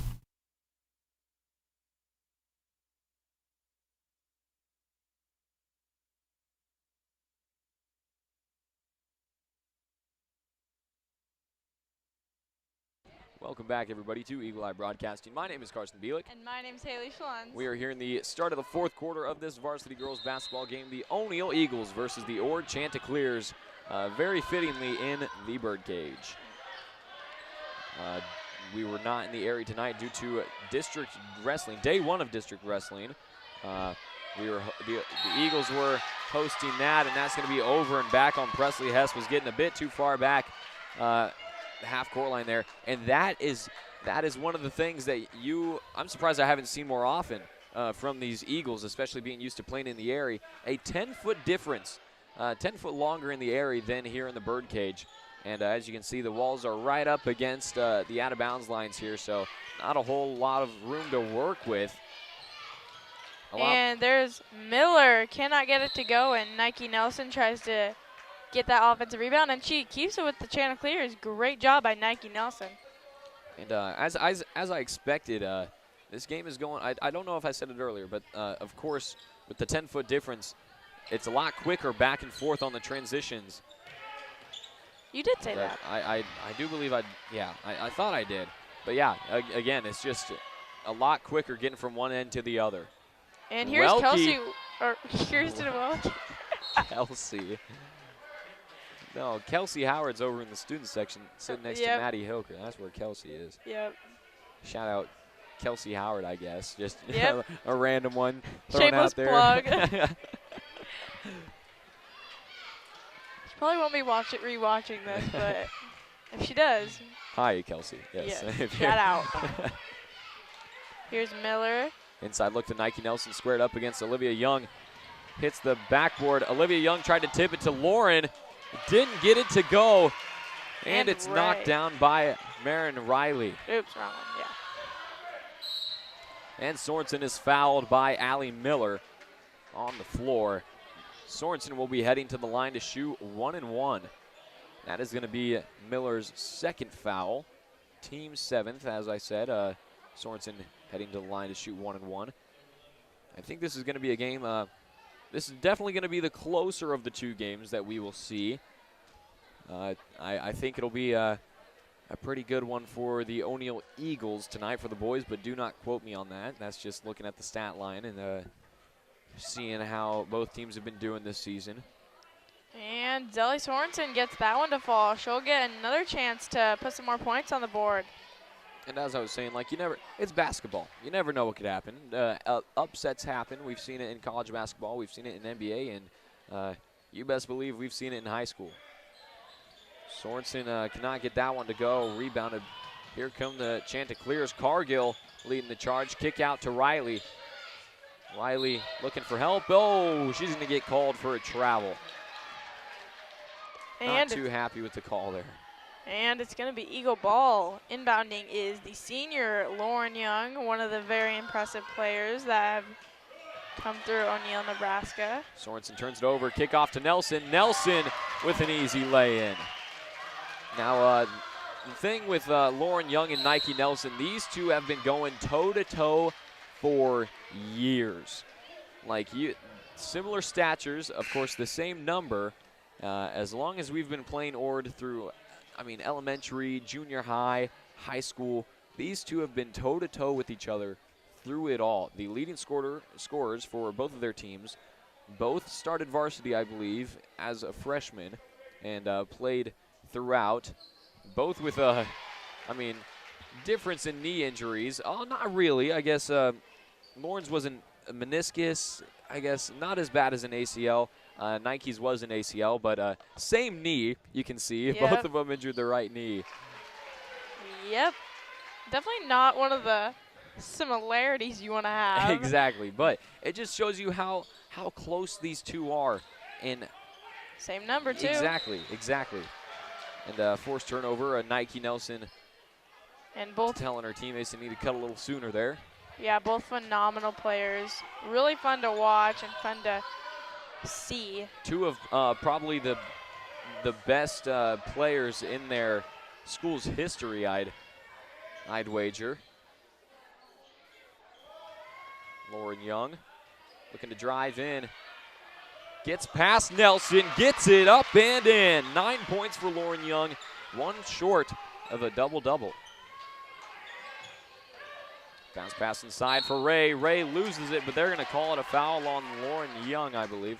No, they're going to call that on Sorensen. I was going to say, Young was straight up. Sorensen might have reached a hand in there to force the little pickpocket poke out. Kirsten Welke. Yep. She's going to sub in for Zelly Sorensen. It looks like Riley and Miller are going to be finding their spots on the bench. Two more key players for the Chanticleers. Nelson lobbed it over top to Wilson. Now here's Ray. Top of the key to Claire Cargill, the freshman. Now it's with Holm. Being guarded tightly by Welke. Nike Nelson guarded by Presley Hess. Ray with the deep jump shot, no good. And Holm gets that offensive rebound put back, no good. And Kirsten Welke is going down the court quick. She's toe-to-toe with Cargill. Olivia Young inside, takes a dribble, puts it up, puts it in. Great play by Olivia Young and great pass by Kirsten Welke. Timeout called. We're going to head into a commercial break.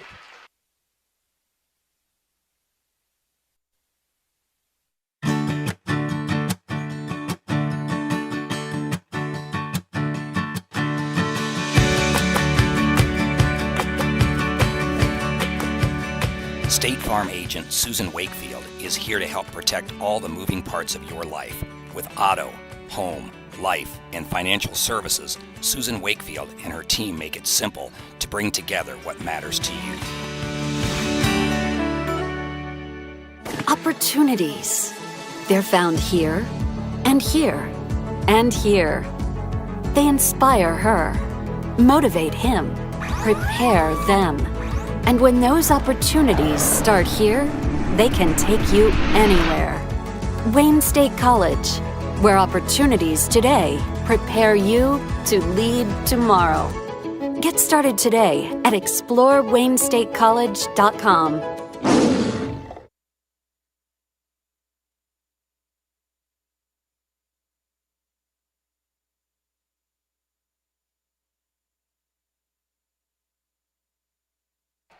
Welcome back, everybody, to Eagle Eye Broadcasting. My name is Carson Bielik. And my name is Haley Schlunz. And we are broadcasting live varsity girls basketball from the Birdcage.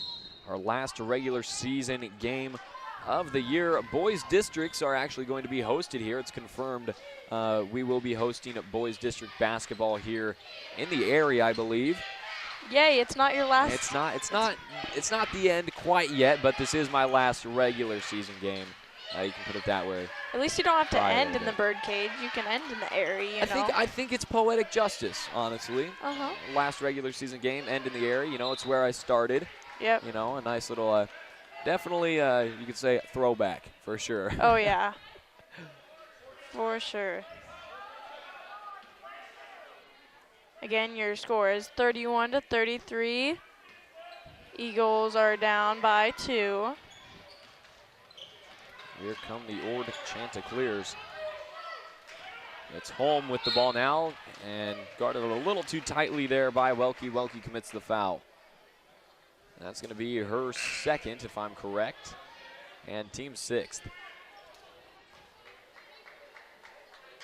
3 subs coming in, including Nike Nelson, or Nike Nelson is subbing out, I should say. 3 subs coming in, including taking out Nelson. That's not really the right way to put it either. You know what I mean. 31-33, Eagles trail by 2. They're really on fire here. 3 subs coming in, coming out, including Nike Nelson. That sounded stupid too. Never mind. And we got a travel called on the Chanticleers. It's going to be O'Neal ball. Good eyes there to catch that one from the refs.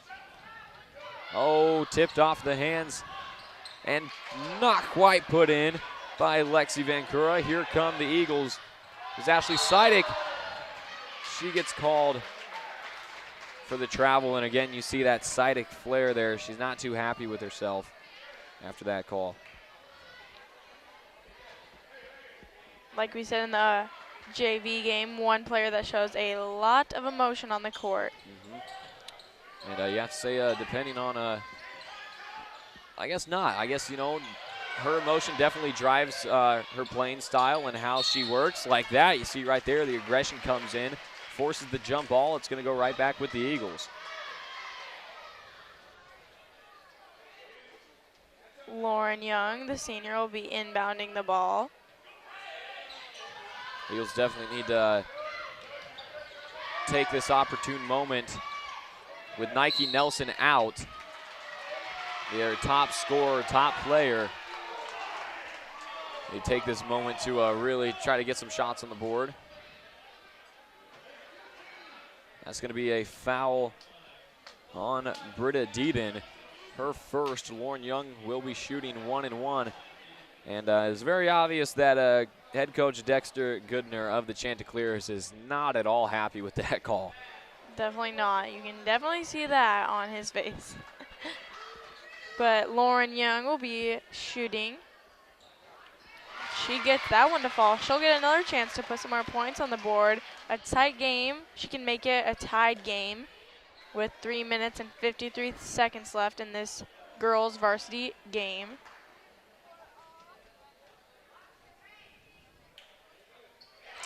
And the reason I didn't say anything is because I know the weight on my shoulders of the commentary curse, and I knew that those were 2 crucial free throws, and I did not want to risk. I'm not superstitious, but I am a little stitious.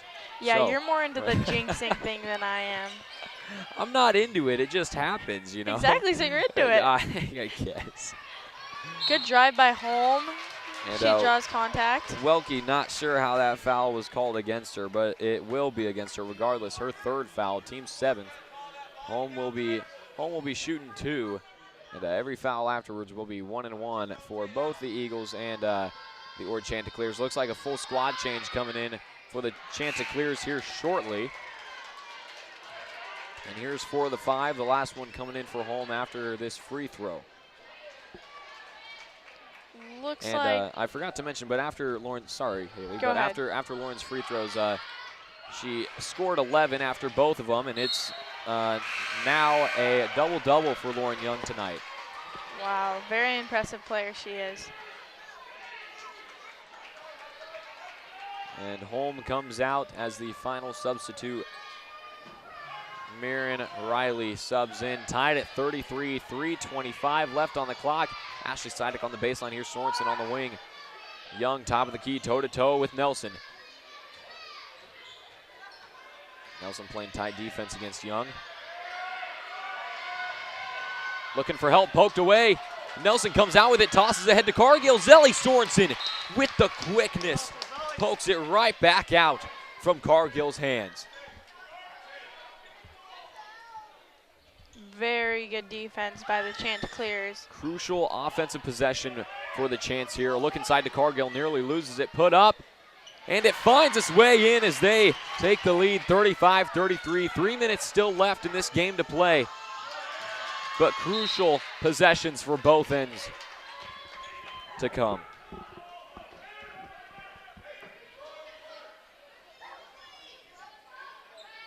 A mistake could cost the game for either side here. Again, the strong full court press forces the turnover. And it's going to be the Chanticleer ball. With 2 minutes and 54 seconds, they are leading by 2. Very, very crucial turnover right there. And the next foul committed by the Chanticleers will mean double bonus for the Eagles, which means they'll be shooting 2 on any foul on the floor. Up and in somehow. Straight shot makes its way in from Ray. Here goes Presley Hess pressing the offense. And Presley Hess. When you need her the most, there she is. Presley Hess, how do you do? Presley Hess, also known as P Swizzled, swizzled right through that and got that and one. Hopefully she can convert this. A first foul for Mirren Riley. She's been doing a good job disciplinary-wise, making sure she's not committing too many against the Eagles here. And Hess doing a good job converting that and one to put them down by only 1. Anything could happen here, folks. This is the game of basketball. We got some defense chants going on in this birdcage. Here is Riley. Riley to Nelson. Nelson finds Miller. Here's Olivia Young guarding Cargill. A look inside to Nelson, being guarded by Hess. She goes up, she's blocked. Blocked by Hess. And it's going to go out of bounds off of Hess. Chanticleers to inbound. Here's Nelson. And a 5-second call. The Eagles force a turnover on Nike Nelson. Very crucial with 2 minutes and 3 seconds left in this game. Now with a similar and strong full court press, Eagles need to make sure that they get this across half court. And there it is. Eagles have some time to work with now. Olivia Young Clean goes up. drive. There it is. Eagles take the lead, 38-37 in the fourth quarter, just under 2 minutes. Timeout called. We'll be right back. Great Plains State Bank has been meeting the needs of its customers for nearly 100 years, offering a wide selection of flexible and competitive loan options, including personal, commercial, and ag lending. GPS is a small-town bank with big-town resources, with a full range of innovative deposit products.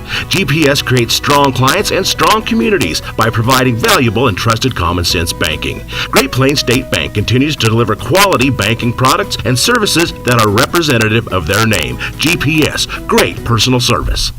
There is a place that gives you the freedom to find your frontier, a place to explore and surpass boundaries, a place where you can be yourself and discover your potential, a place where ideas are as open as the land surrounding you, a place where you can rise above to see the possibilities in what lies ahead.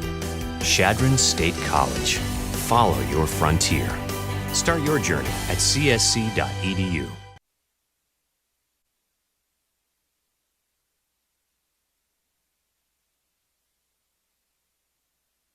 Idea. All right, welcome back, everybody, to Eagle Eye Broadcasting. My name is Carson Bielik. And my name is Haley Schlunz. We are here in the fourth quarter, 1:54 left on the clock, 38-37, coming off the timeout from the Eagles as Olivia Young just made a crucial layup, and a difficult one, to say the least. Knocked it down and took the lead for the Eagles. Yes. Underclassmen showing up per usual. Here's Ray now. Holm finds Cargill, top of the key, back to Holm. Holm fakes a three, back out to Cargill. Cargill looks to drive. Great defense from Lauren Young down low, making sure Ray doesn't get a look there. That was fantastic defense from her. Holm is stuck. And a timeout called by the Chanticleers. We'll be right back after a short break. Safety, reliability, and the most propane storage in the region. Solutions and service you can count on with Farmers Pride, the trusted supplier of propane for over 50 years. With scheduled delivery and budget and prepay plans, Farmers Pride has the right solution to fit your propane needs. Farmers Pride offers residential, agricultural, and commercial propane sales and service across the Siouxland area. Farmers Pride, in the field, on your farm, in your community.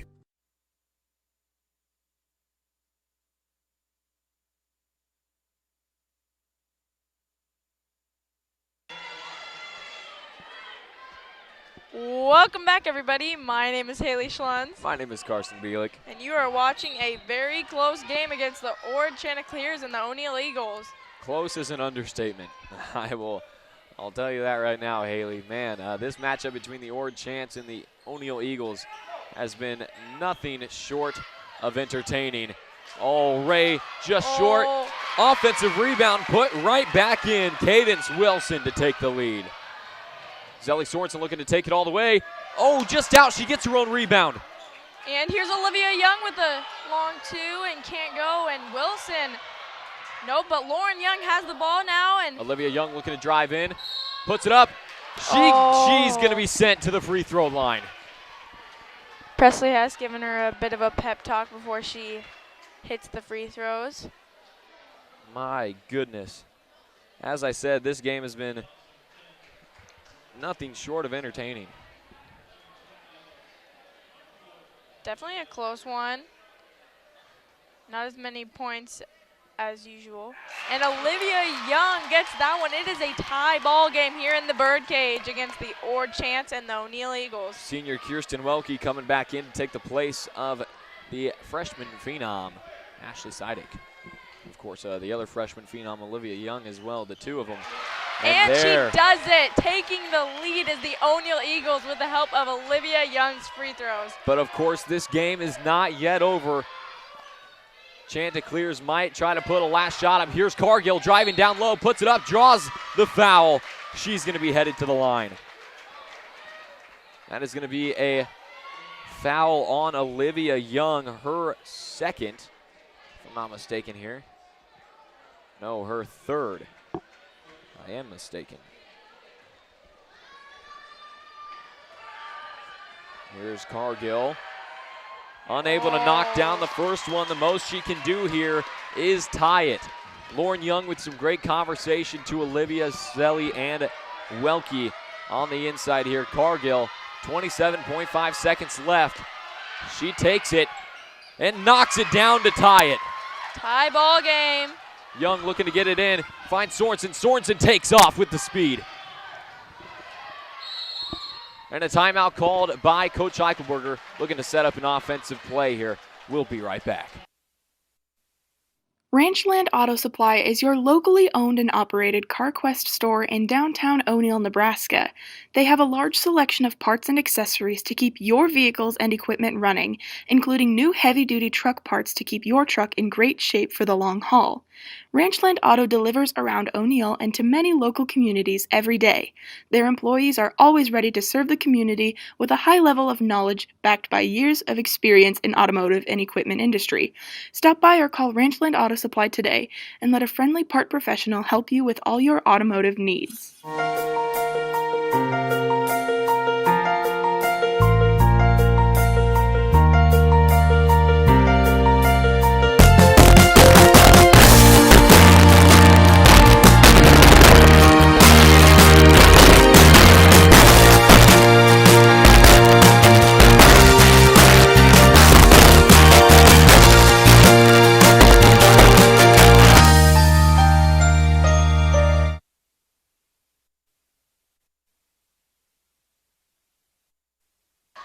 Welcome back, everybody, to Eagle Eye Broadcasting. My name is Carson Bielik. And my name is Haley Schlons. And we are here in the dying seconds, possibly the dying seconds, of O'Neill Eagles versus the Ord Chanticleers varsity girls basketball. Oh, bit of a miscommunication could cost them. Holm down low. And we got a travel against Lexi Vancouver just when we all thought she was going to be headed to the line. It's called a turnover. With 12.9 seconds left in this game, the Eagles are going to have to either take it to overtime because it is tied or pull ahead. If they've got the offensive possession here, Eagles are doing nothing short of putting a shot up. And Sorensen's going to be sent to the line. Not the plan for Maggie Fisher. She gets called for it, and she is not happy with that call. And to the line will be the senior, Zelli Sorensen. I'm going to do myself, Haley, Mr. Peterson, and all you fans at home a favor. I'm going to turn around and look at this nice wall here. Freshly painted. Is it beautiful? It's nice and clean, looks like. Wow. Wow. And Zelli Sorensen cannot get that one to go, but she does get a chance. She can surely put them ahead by one, but that is not a lot. Now let me tell you about this wall here. So it's not like there's been anybody here to mess it up, but it's very nicely done here. You've got the flags over here, beautifully set up. And Zelli Sorensen cannot do it. It is a tie ball game with the Chanticleers on offense. And a timeout called by the Chants. We'll be right back.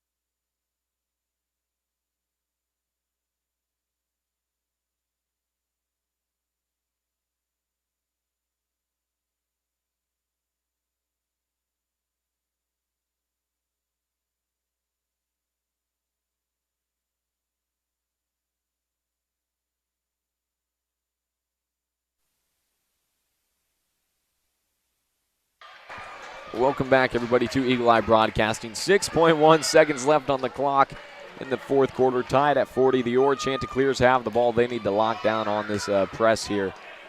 Man, if you've missed the majority of this game, I apologize that you showed up late for this. But it is entirely your fault. Here's the three, and it's in! Allie Miller for three, and that's the ball game. Allie Miller giving the Chants the win. A big away win for the Ord Chanticleers at the buzzer. You best believe Allie Miller just did that. Oh my goodness, I cannot believe what I've just seen. Wow. I'm getting different variations of deja vu with Keegan Moore. My goodness. Wow. That was insanity. But man, oh man, that is going to do it. An unfortunate loss for the Eagles. Again, a heartbreak for these girls tonight. First for JV, now for varsity. Man, well fought for both sides, but definitely not how the girls wanted this one to go, especially at the buzzer. But congratulations to the Ord Chanticleers. Stick around. We've got boys varsity next. My other commentary partner, Mr. Chad Dean, will be joining me for that one. So stick around. We're bound to have some fun. This is going to be a good one, folks. My name is Carson Bielik. And my name is Haley Schlon. And we will see you in a bit. My family has been in this business for a long time, and we've always put the community first. Now, our goal when we wake up every morning is how can our communities get to the next level? Here at the bank, we're very community involved. We definitely like to serve on our committees. Working somewhere that allows me to continue to do that is awesome. My parents work together in this bank. My grandparents work together in this bank. Being locally owned, being family owned, it is fun to share that spirit. The reason I like working for Tri-County Bank is the one-on-one contact with our customers. People know that they can call any of us here if they really need something on my cell phone at 8 o'clock at night. It doesn't matter. That relationship is huge, especially in this day and age. It's just important for me that I could be a part of my family's legacy and keep this bank going, hopefully on to the 5th, 6th, 7th generation.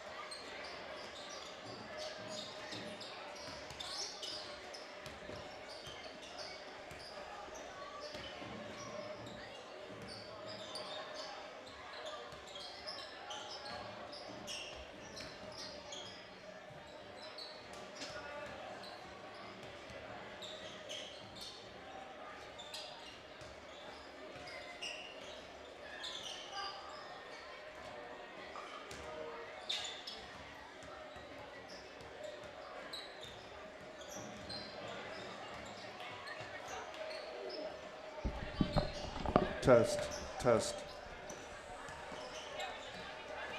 test.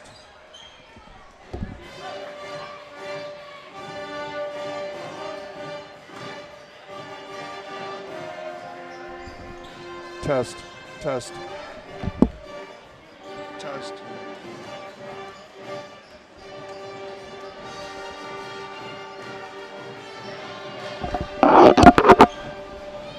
Test, test.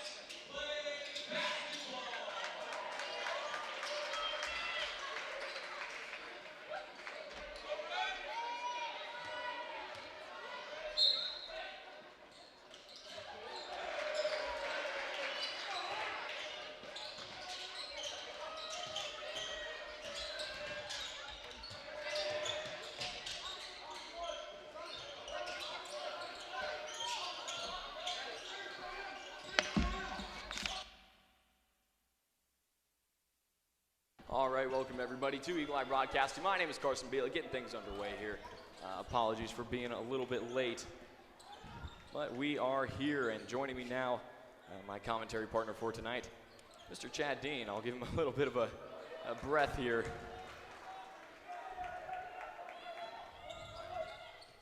Now you are. Hey. Do you hear that echo too? Oh, we got the...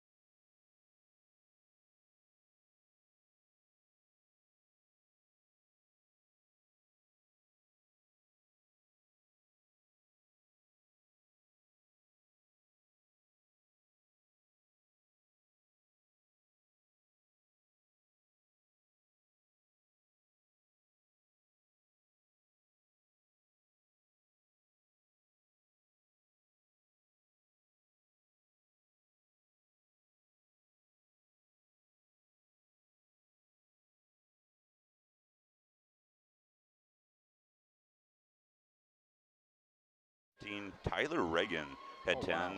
Alex Tramer and Corbin Dean, the oldest, had 7. Some of the seniors, Tyson Hostert had 5. I do recall that. Man. That was the last time we played Ord in this facility. Jeez. Now, the last time we played them in O'Neill was in the new area. And, of course, I saw Keegan Moore just a little bit ago, and he was the one who banged home the 3-point. And yeah, Kyler with a nice snag there. Oh, it looks like we've got our audio back up and running. Sorry about that. A little bit of a technical difficulties there. Were we off for a while? I told you that, yeah. So I was talking for nothing? I was going to stop you, but you were hot. You just kept going. He was giving me facts that nobody could hear. I was like, oh, yeah, that's cool. This is just like home. Oh, Drew Morrow for 3. How do you know we're off? That audio on that, yeah. Oh, okay. Yeah. I look at the green dots in front of me and think, hey, that green means go.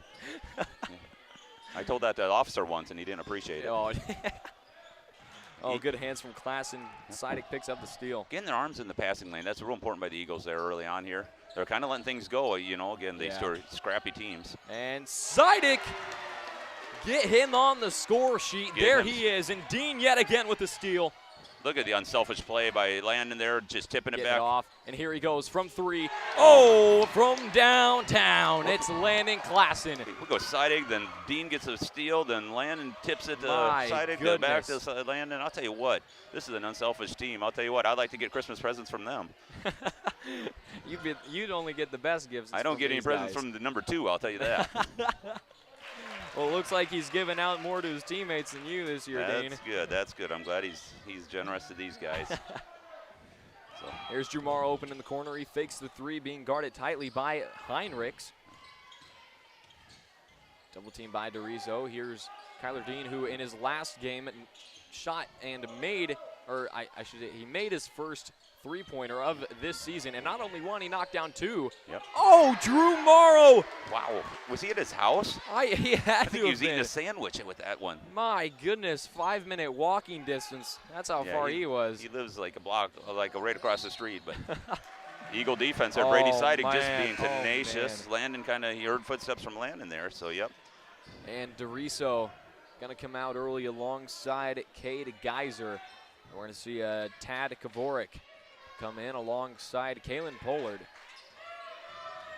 And in Klassen, let's see here. He's got 18.8 points per game, 5.2 assists, 4.9 rebounds, 2.3 steals. I mean, there's nothing he can't do. Against Plainview, he had a highlight dunk. Wow. His first in-game dunk of his career. Impressive. And, man, it was something to behold. If you want to, we have, nice unselfish pass to Keaton Wadier. Man, man, this team is the gift that keeps on giving. I tell you what. You bet. I'll tell you what, Keaton just had a heyday on rebounds and points last at Plainview. Double-double. He was passing the ball out to 3 points. When they'd miss, he'd grab it and either pass it back or. And another forced turnover. I'll tell you what, defense has been impressive at the Eagles early on here. I think, you know what? We have to be impressed with the O'Neill girls on defense. They caused over 20 turnovers. Yeah, now, that was insanity. They have to play Ord again on Tuesday night, but I think O'Neill has the momentum. I would agree with you there. You're the number 4 seed going against the number 1 seed, and the number 1 seed had to sweat like a, I don't know, I don't know. Choose your words wisely here. I know, because the phrase I want to use would get me kicked out of here. So they were sweating a lot. So yeah, especially it came down to a 3-point buzzer beater. The buzzer, I know. I was right over there in the corner. Of course, in this old gym, you can't see it, but guess what? I could feel it, unfortunately. Yeah, the atmosphere, you can definitely, especially with how close the fans are, especially with how close we are to the floor, we can definitely feel the atmosphere of these players. We can feel the emotion and the energy from these guys. Brady Siding with some nice moves, nice handles, kicks out tomorrow. Here's Dean, Landon Klassen. And he lays that in like it's nothing. That's again, he's our 3rd highest scorer in O'Neill history, and he's adding to his totals tonight already. And why don't you tell us about that conference accomplishment from Landon Klassen? Well, he's had 1,052 points. He beat Brandon Schmeichel, who had 1047 a couple of days ago, as well as Travis Tochik, who had 1022. You say Schmeichel? Schmeichel. Yep.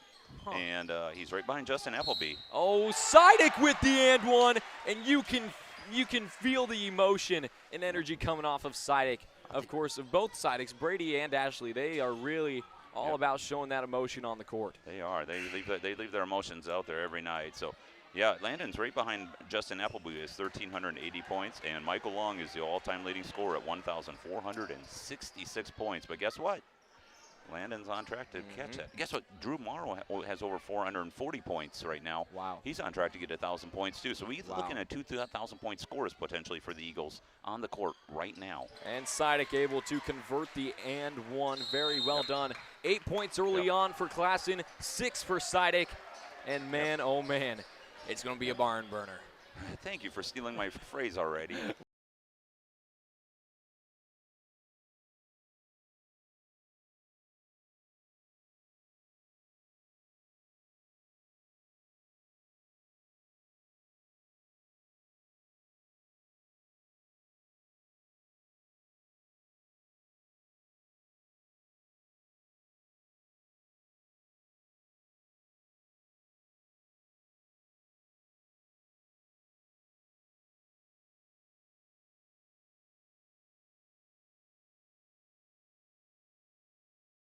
In downtown O'Neill, Nebraska, they have a large selection of parts and accessories to keep your vehicles and equipment running, including new heavy-duty truck parts to keep your truck in great shape for the long haul.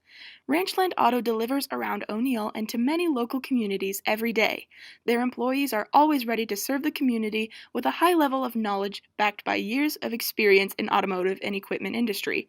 Stop by or call Ranchland Auto Supply today and let a Welcome back, everybody, to Eagle Eye Broadcasting. My name is Carson Bielik. And I'm Chad Dean. Getting things underway here. If you just recently joined, welcome. We've got the O'Neill Eagles versus the visiting Ord Chanticleers. And John DeRiso getting the 3rd and 4th points on the board for the Chants as they are down 22-4 now with 40 seconds left in this first quarter. You know, last year we did not get to play Ord. We were halfway down on the bus, and Oh, let me interrupt you there for a second. That is 3 for 4 for Drew Morrow as he's got certainly, 9. you bet. Knock on wood, he is knocking them down. No, we were about halfway to Ord last year, and bus driver Fred Eby said, we're not going any further. And Is it bad weather? Yep, and if it's Oh, bad yeah. enough for Fred to say, go, let's turn around. that's Fred. true. Fred has probably more experience than anyone I know as bus driving. Sean Coventry with a nice pickup, but they're going to call that a travel call right after the steal on Tad Kavorik. So can I go back to 2016? Absolutely. Did nobody ever hear that? The last time no, we played them in the no. Birdcage? Nobody heard this. You never heard that we've won 62-43. Well, I'm going to go through the guys who scored and contributed to this 2016 team. Austin Hilker had a point. Walker Lee had 4. Tyson Heister had 5. Tramer and Corbin Dean had 7. Oh, Landon Klassen for 3. Reagan had 10. Young had 13. And Appley Lee had 15. DeRizzo. Almost a charge, huh? Yeah, he was. Sidek would have taken Class C1 first place back, but believe it or not, Kyler Dean has taken that position. Are they tied right now, I think? Yes, they are. Tied at 9 right now. Apiece. But Yep. Kyler is technically, I guess we could stay, talk for a little bit. Kyler is technically first because of his injury. He's played less games than Brady. Per game. Right. Per game. He's got, I don't know, a half a charge a game or something. I don't know how you can get half a charge. But half a charge a game. Hey, that's what the averages It was are. half a charge is you get the charge called, like you get the charge, but they don't call it. Oh, yeah. Deep thought. Thank you. Like one of those. Brady just picked up half a charge call there. He did. That was just picked as up good half a as you could charge. get without getting one. I think they didn't give it to him, number one, Because because it we're was- winning by yeah. 24, and number two is we're the end up. of the quarter. So I unfortunately for the Ord Chants here, I can see this game going into a running clock pretty early on here. Yeah. Of course, we're only in the second quarter. We're up 24, and it's looking like a little bit of a worse rerun for the opponents of Plainview.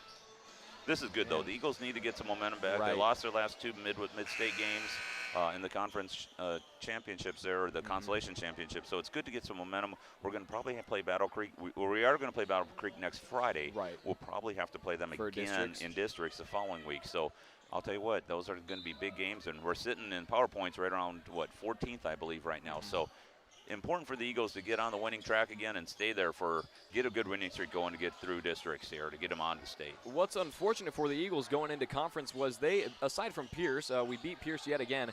What was unfortunate for the Eagles is that in the championship and consolation championship, we had to face the 2 teams that we've lost, 2 of the 3 teams that we've lost to this season. Yeah, Wayne and Hardington CC, and unfortunately we lost to them again. But I'll tell you what, we played them close, and if close obviously only counts in horseshoes and hand grenades. Oh, another and one for Brady Steidick. You best believe he's on fire. He's making it look easy. I saw him even crack a smile out Yeah, there. he's enjoying his playing right now, and man, I've got to tell you, I am too. It's nice to see him back out here. I know last year we talked about him not being here in the weight room, and he's made a lot of adjustments and improvements to stay here and play this year and finish out his senior year strong. Unable to convert this and one, but he works to get his own rebound. They call it off of Blake Heinrichs. It's going to stay with the Eagles. Sidek looking inbound. He hits Klassen. Klassen on the wing. Sidek in the corner, fakes a 3, gets around Grint. Oh, nice dish over to Dean. Finds Klassen. Despite the score difference here, the Ord Chanticleers are playing some pretty good inside defense. The problem is they're letting shots like that get taken on the outside. Yep, and I'll tell you what, that's a good inside-out game by the Eagles for a game plan there. I mean, Kyler Dean's our smallest guy, and if he can catch it inside and then throw it back out, I mean, we're going to have open looks. Absolutely. We get it into Watt here, and he's going to probably drive it home. And Drew Morrow gets fouled down low. I think on it's the floor. Below the on the floor here, so no free throws. Wisely, they knocked the ball, blocked the shot as soon as the free throw, or as soon as we went up in the air anyway. I'm going to regret saying this just because I know my commentators curse, but we've been doing a great job disciplinary-wise here. 0 fouls so far heading into the second quarter. We're kind of spotty with that.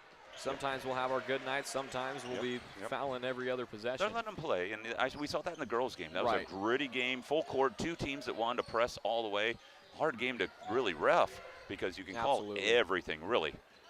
So they did a heck of a job. This refereeing crew did a heck of a job of letting things, flow. without interfering, but calling fair fouls. DeRiso, no good on that one. Rebounded by Keaton Water. I'm going to be a little bit nitpicky here with the Chanticleers, but it seems as though they are just they are forcing a lot of passes, and it has resulted in a lot of steals for the yeah, we fixed it. That was from earlier. A lot of steals for the Eagles, and it's a good job of John DeRiso there getting the and one. Foul called on Ryder Picorni. Sean Gildersley wants to know why this is in the Birdcage tonight. Sean, if you're around here, you're going to realize that the O'Neill Eagles are hosting district wrestling championships as we speak in the new gym, the area. And they needed the gym for tonight and well as tomorrow. So guess what? We're back here where it all ended a couple years ago for you. O'Neill beat Norfolk Catholic in the final game here in the, we call it the Birdcage now. And I know you guys wanted to have this be the last game of your history. Ooh, Landon Klassen goes up strong. He's fouled on the way. He's going to be sent to the charity stripe. Either the barrier Dean. The barrier. I like that. Barrier. He's the barrier because they got to go around him or over him, or I don't know. I heard somebody call him the mosquito the other time too because he's a pest to everybody. Yep. Yep. That's a good one too. I like that. I've while he's down there, bring up Ryder Picorni. I've called him the prodigy before. Still a Ryder. Ryder, yeah, Ryder the prodigy Picorni. I would have called him Knight Rider, because an 80s TV show, man. He's like a robotic car. Oh my! Knight Rider. What kind of analogy is that? Ryder's like a. Because he's awesome. He solves crime and does he? He drives fast and he's got a cool red light as in the front of his headlight. I don't know. I've never known Ryder to associate with any of that. I'm gonna call him Knight Rider. All right. Here's Grant for three, no good. Rebounded by Klassen. Here is Klassen. Oh, nice dish down outside, right back out. Here's Picorni now after the dish from Sidek. A fantastic passing game from the Eagles so far. Oh, man, if he would have made that one, you guys might have lost your ears. I thought you would have jumped up. Yeah, I would have had to grab your suit coat. Here's DeRiso looking to drive through. Nice dish off to Grant. Grant goes up strong to get the 7th and 8th points. Able to break the press there. Yep, that was a nice move by Ord to get some easy points there. Here's he was Dean points at the coach and says, "I thought that was you, Picorni." Yep. Well, what happens? I love it, Eagles. Ty Hilker, thanks for listening, Ty. Yeah. Yep. We were just talking about Austin a little bit. You know what? Austin's getting married in a month, so really? These kids are growing up. They're getting jobs. They're getting lives. They're getting houses. Man. How does that make you feel? My son bought a truck today. I know he's going to start writing a country song tonight. Hey, we got Tyler Dedeker in. We got Tyler Dedeker sighting. I'll tell you what. Do you see number 3? We do. That's TD3. Yep. And it looks like he has come in for Landon Klassen to get Klassen a little bit of air here as the Eagles are up by 25. Yep. Again, the girls lost earlier in the night by a buzzer beater, a 3-pointer right at the end there. Eagles are hanging tough. Got clawed back, led a little bit, but got tied it up, and unfortunately just lost by just one last shot there. There's a 3 from Picorni, no good. Kyler was hoping Knight Rider was going to be down there in the corner. Gosh dang it! I wish he would have made it. I better just save that for when he makes it. So here's DeRiso. Step back. He's going to hold on to it here. I think I took. Did I start the Ginger Giant or no? Who started that? That was me. Yeah, you take credit for it. Don't you take credit for it? Ain't no way. Okay. Well, I'm taking credit for Knight Rider. You can do that. I've got no problem with you doing that. Ginger Giant's on the bench by right now anyway. So. One blocking foul down low. Oh man, I thought Sidek had a little knee injury there, but it just looks like he's fixing his brace. It occasionally goes. You know what? I think he put it on his left knee. I think it was on his right knee last game. So I think he just changes it around. He's just trying to mess with their heads at this point. He does. Klassen comes back in as well as the Ginger Giant, as you would call him, Keaton Wattier. It's so French. So Chanticleers. That's so French. What did you drink tonight, Dean? No, I had some French fries. Gosh dang it. With my French toast. You know what, Dean? These have got to be the dumbest jokes? Quickest fire jokes you've had for one of these broadcasts. I commend you for it, but also what the heck? Don't ask me why the Chanticleer, Tyler Dedeker headed on fair turnover there. Don't ask me why the Chanticleer turned across the road. I won't. Good, because it was get to his car a mile away here tonight. I tell you what, with wrestling going on and basketball, I don't know where you parked, but I'm at the the park. swimming pool. Yeah, which park? Kearney Park. Yeah, exactly. Tyler Dedeker getting on the old stat board with the defensive rebound there. Here's Landon Klassen now looking to drive in. He loses it, and it goes off of the hands of, no, they're gonna. I thought that was off of Grint. I thought he got mugged too. I don't know. So they must just know each other real well. So, alrighty. Ord ball. What do you had by 25? I'm no math teacher, but I'd say that. Be about right. Here's DeRiso. Defense chance coming from the O'Neill student section. Dedeker on the defense. They're going to call that a foul on Dedeker, his first. Yep, team second. You know what, though? The first time we played Ord in the new gym, besides getting like 17 points in the new gym, Colby Dean had 0 personal fouls, and that was his only varsity game ever to have 0 fouls. Now this is where I start to not believe you. Nope, you can go to Max Preps and look. Colby Dean had 0 personal fouls that game. I know, I didn't believe it neither. So that is actually impressive. He was very foul prone during his day, but just aggressive, I guess, is what you would like to say. So you know, he was aggressive on both ends, you know, committing a lot of fouls and taking a lot of charges. Yep. Exactly. 30-some, 39, 38, something like that. Coventry playing good D, unfortunately drew the foul. Coventry was a little shocked by that call there. He thought he had ball on it. Yeah, he was standing straight up. I think that he turned his shoulder just a little bit, and I think the refs thought that maybe he was just kind of leaning a little. But looks like we're going to see Talon Bruja come in for Will Grint. It's good to see Sean Coventry back out there again. Right. He missed last the Plainview game, so it's good to have. Welcome back, Sean. Yeah, due to sickness. So yeah, it really is great to have him back. You know, the illness really has gone through the team, and I'm glad it's gone through it early, so that maybe we can be healthy at this point, this juncture. Right. Landon Klassen pull-up jumper, no good. And here is Bruja with the rebound. Now going up and in. It's Blake Henricks. And just like that, they drew back in with the 20 points. Only down 20 now. Ord's on a kind of a little run here. Eagles' offense has stalled a little bit. Yeah, they definitely need to get that back up and running. Tyler Dedeker with 3 points against Plainview. He came in a little early too. I think he went 1 for 3, but still knocked down that shot to get him on the board. Nice. Oh, nice move from Dedeker. Just could not finish it off. Yep. Sort of maybe a little of the inexperience, a little patience would have helped. Keaton was in there too. Could have maybe got in there. Good defense by Landon Klassen though, creating the travel there and the turnover by Ord.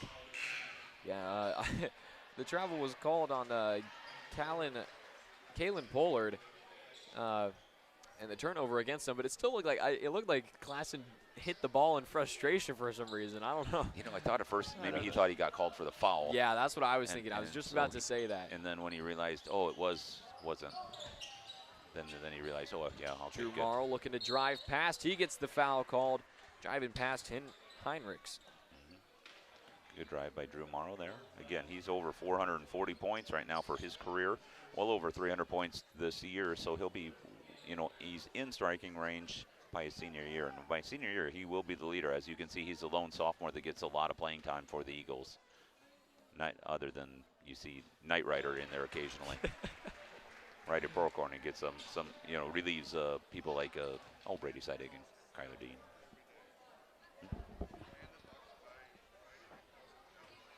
Cowboy.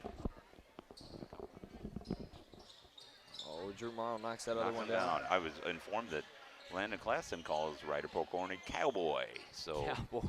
There we go. Maybe he rides his horse one-lane road or one country road or whatever it is, Well, he did transfer from Chambers. Yep. I heard, that they have electricity down there and running water. But if you're from Chambers, I'm sorry for my commentary partner here tonight. Well, I thought you were referring to him as being a cowboy because he was from Chambers, like Hickville or something. It's not. It's 20 miles down the road, and they have good food usually. Oh, charge call. I didn't see exactly who the charge was for. There is a point of emphasis this year with moving screens. The NSAA and the official crews have done that. So if you're going to set a screen, you got to remain planted. Otherwise, what happens is you move your feet and they're going to call it. And it's a good point of emphasis because you see a lot of people doing these screens and they're moving back and forth, and they're just pushing you. So they're calling it it's basically a pushing foul.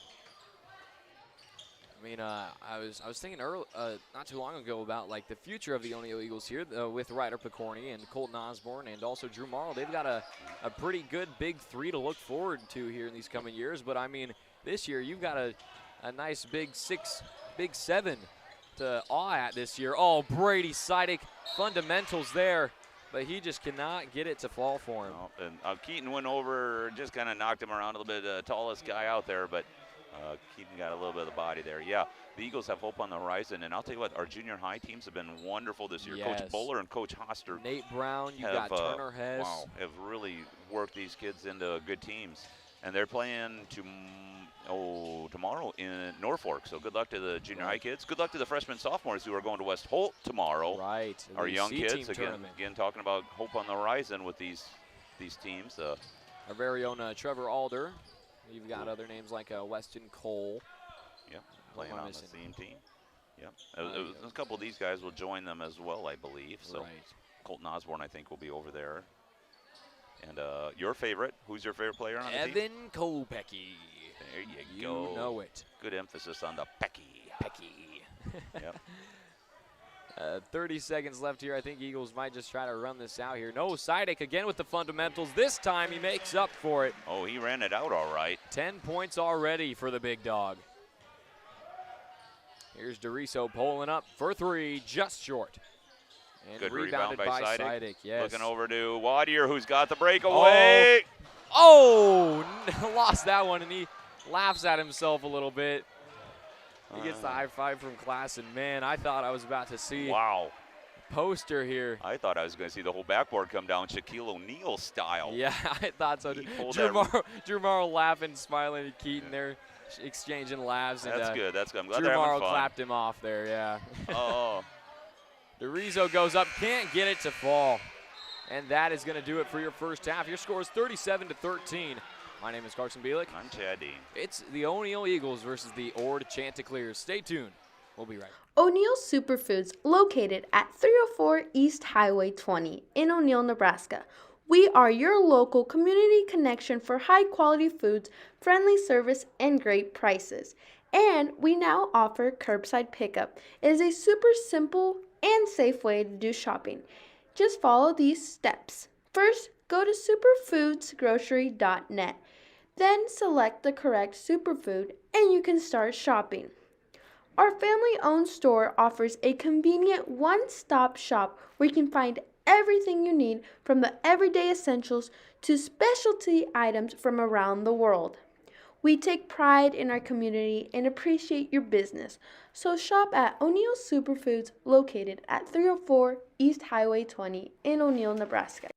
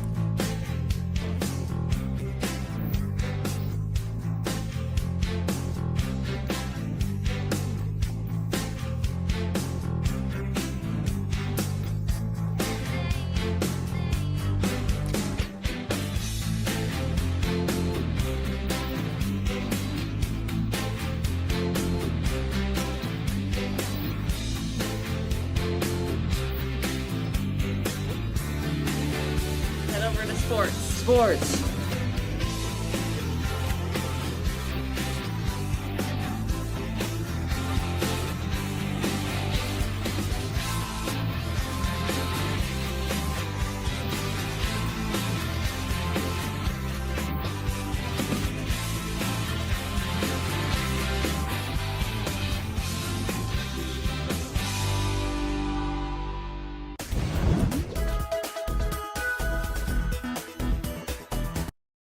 Stadium Sports is your one-stop shop in downtown O'Neill or online at www.stadiumsportso'neill.com. For all your everyday, all-day activewear needs, there is something for everyone. Specializing in screen printing and embroidery, we have a graphic artist and equipment in store to get all your ideas done in a timely fashion. Supporting all athletes and customers near and far, we value your continued support. Contact us today at 402-336-3245.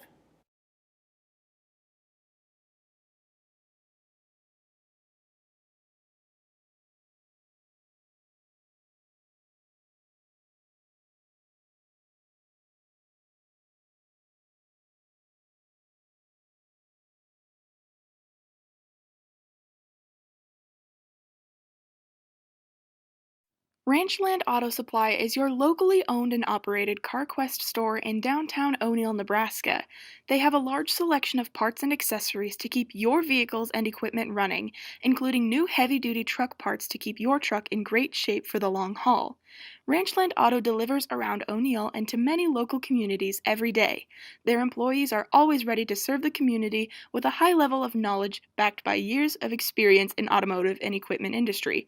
Stop by or call Ranchland Auto Supply today and let a friendly part professional help you with all your automotive needs.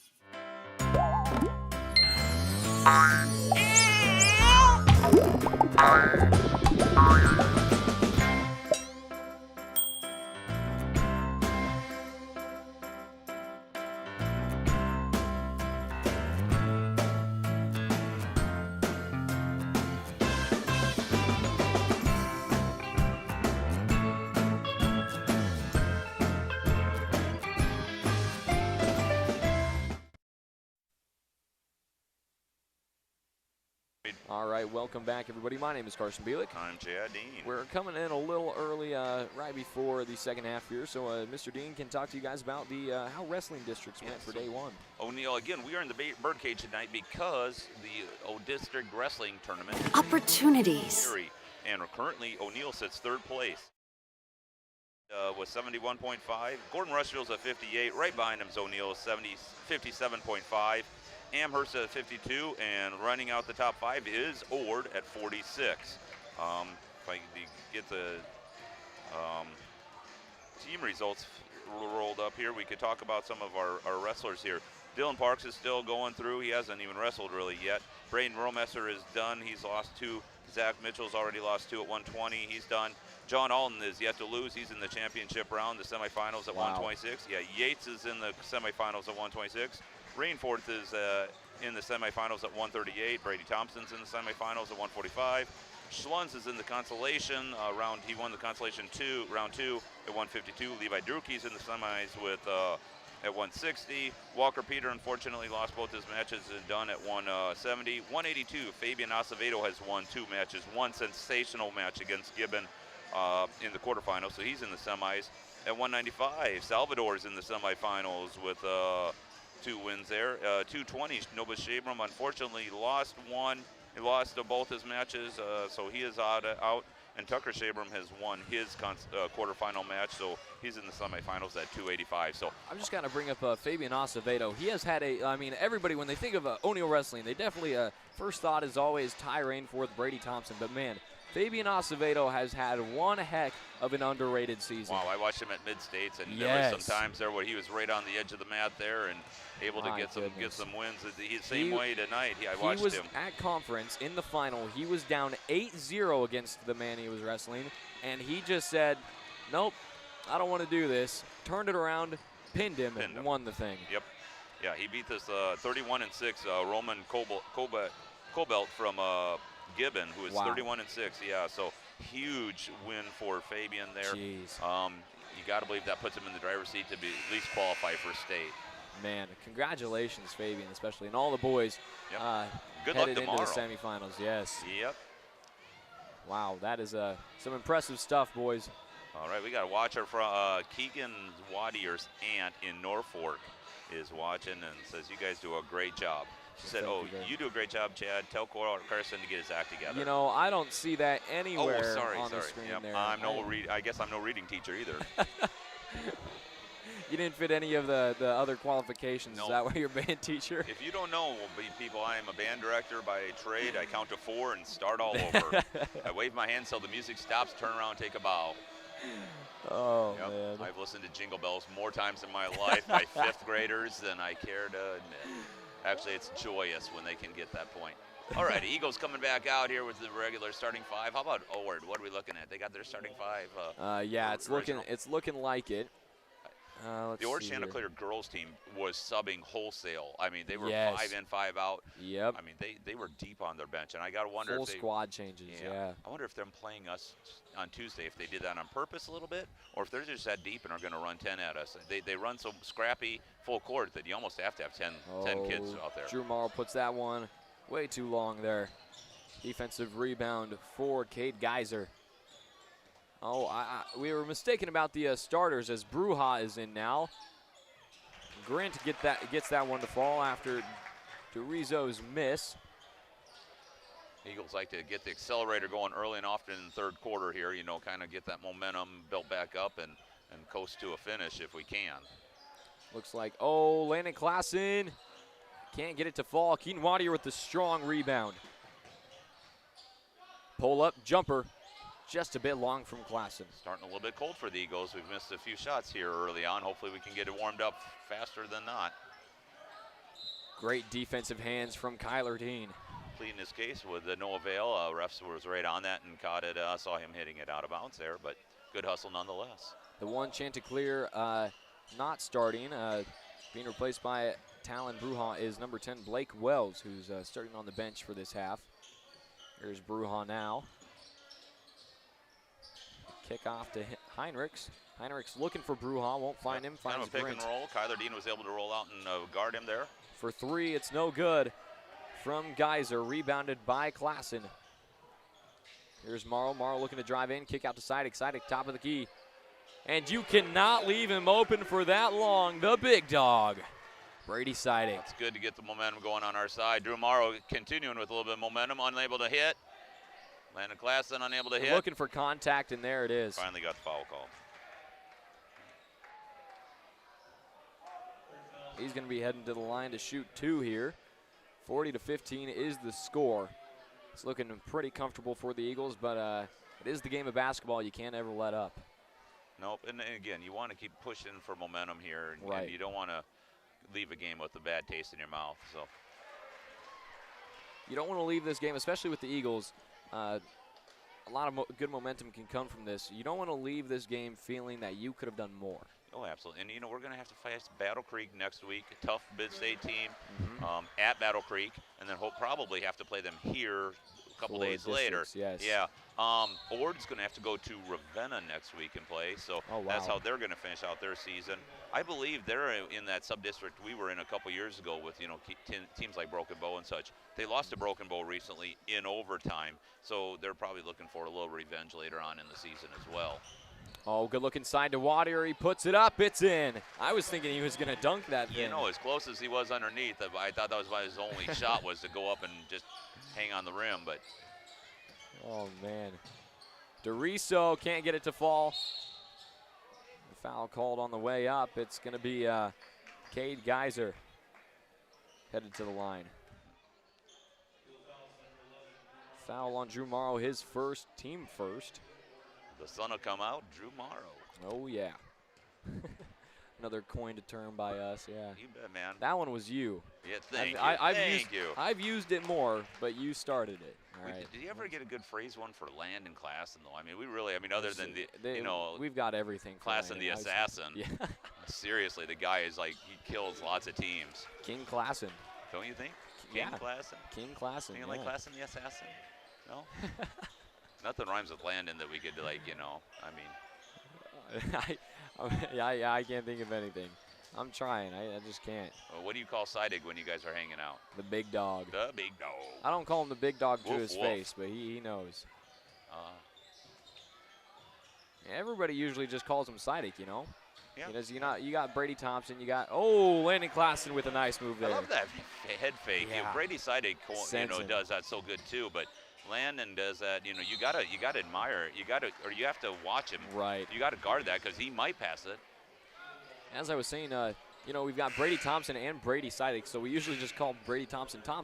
We call Brady Seidig. So that's usually just like in the hallway. We're just like, oh, what's up, Seidig? Okay. Hey, and making a first appearance now is, speaking of Brady, Eichelberger's in. He'll be also playing on that freshman-sophomore team and has played well in his role here with the Eagles this year. Scramble for the ball. It's going to go jump. Hope on the horizon there. Eichelberger will be, hopefully he's getting valuable playing time now and will be able to fall into a leadership role later on in his high school career, as he gains more and more valuable experience here. Right, and as he is only a freshman, so hopefully he's got a couple more years to, get a little taller, get a little stronger. He is the son of head coach of the girls team, Brock Eichelberger. So you got to believe they see a few games at home and know the game. Exactly. Here's Landon Klassen, step back behind the back. Seidig fakes the pull-up. Keaton Wattier thinking about it. He's got all the time in the world. He's going to go for it. Oh, just off. Yep. And a little bit of a switcheroo I see there. Eichelberger down low and Wattier outside taking the three. Oh, the right idea there from Wattier. Just didn't work out. He's having a fun game. Yeah, Can I use the word fun? I mean, absolutely. I would use the same. My understanding is he likes to talk and he has a lot of fun with the other teams too while he's down there and absolutely. Usually you see him smiling. I've seen pictures of him with other team players after games because they've had a lot of fun together. When you enjoy your sport, I feel like enjoying your sport is what makes you better because you want to work at it. Like Landon Klassen loves the sport with all his heart, which makes him want to work harder, which makes him better, and makes him the player that you're watching right now. Hey, DeRiso is pronounced DeRiso. Yeah, DeRiso. I said it like that. DeRiso, That's what I was saying. not DeRiso. Zo. Oh, Whoever's doing DeRiso. play-by-play is pronouncing it, but the color commentary guy is wrong. Oh, that's me. I was break gonna say, my heart. I thought I was saying it right. I'm not doing color commentary. It's pretty much black and white if you ask me. DeRiso. Oh, man. You know what, though? He's been around a few years. If I remember looking a couple years ago, he was one of their leading scorers the last time we were back in the gym. So he had some serious playing time as a sophomore and has been playing, contributing. We don't know what he did last year against the Eagles because we didn't play him last year. Right. Try Landon Zone. Ooh. Landon Zone. Zone. Thanks. We got some people trying to give us some nicknames. Thank I you like for that, being creative. We've been talking about nicknames all night, We got the big dog, Brady Seidig, the ginger giant, Keaton Wattier. The sun will come out, Drew Morrow, the prodigy, or the cowboy, Ryder Picorni. Yep. Or as I like to call him, Knight Rider. Kyler the Barrier. The Barrier. Yep, then we got Eichel Cheeseburger. I don't know about that. No, not one. happening. Oh, there he is, the Talking cheeseburger. about the cheeseburger, dude. Put some pickles on that bad boy, because it's going in. Oh, my goodness. Brady, Eichel, cheeseburger. No, not happening. Maybe. We'll try another one later. You know what, Dean? We have too much fun. I know. And this is like our last regular season broadcast. Yeah. So it's all out. It is confirmed we are hosting districts. So Sub-districts. Sub-districts, yeah. We got two more games fun there. to come. More fun to do come. we get to broadcast that? I think we do, yeah. Those we are do. serious games, though. I mean, the intensity level is through the roof. Absolutely. Here's the dish off to Klassen. Klassen, hop step, dish off to Morrow. Morrow goes up. He's fouled on the way. Yep. That's what I'm really curious to watch the girls play Ord again. Right. In sub-districts where the stakes are higher. That Regular is gonna be a season tough game, one. you're getting momentum, but that one I see every possession counting, and there it's going to be a barn burner. I know it will be. Absolutely. Are you going to go to that game, you think? Oh, yeah. If I where's it at? Probably be at Ord. They're the number 1 seed. They'll be hosting. Yeah, I probably will then. Nice gym, great facility. They yes, they were one of the ones that started having cool gyms. They put some glass on the one side where the concession stand area is. You can eat your hot dog and watch a game at the same time, and really kind of cool. They have an old gym that's really kind of cool too. It's pretty big. Drew Morrow unable to knock down either of those free throws. I just picked up what you were doing. I kind of forgot about it. It's been a while since our last home game, so Okay. I forgot that you were Trying muting. to break up the free throw. You were muting me. I'm sorry. Yep.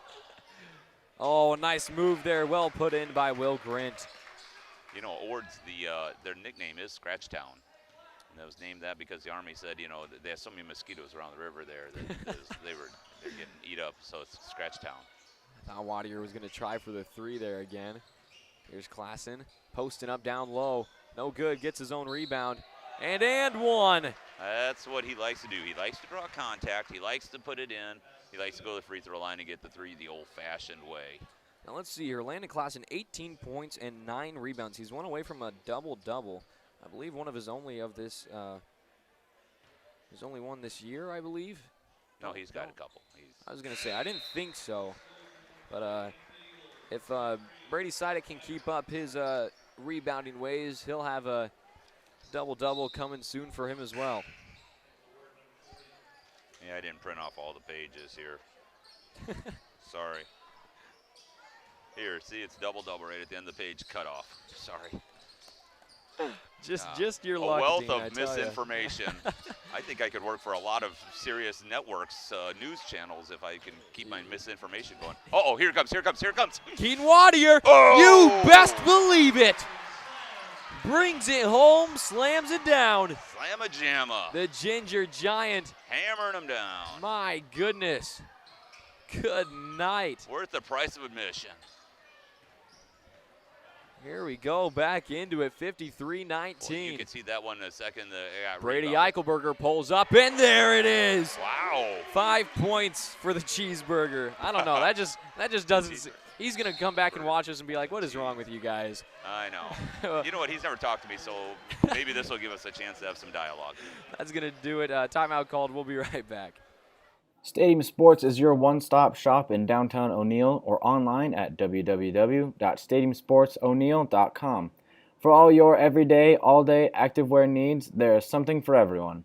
Specializing in screen printing and embroidery, we have a graphic artist and equipment in store to get all your ideas done in a timely fashion. Supporting all athletes and customers near and far, we value your continued support. Contact us today at 402-336-3245.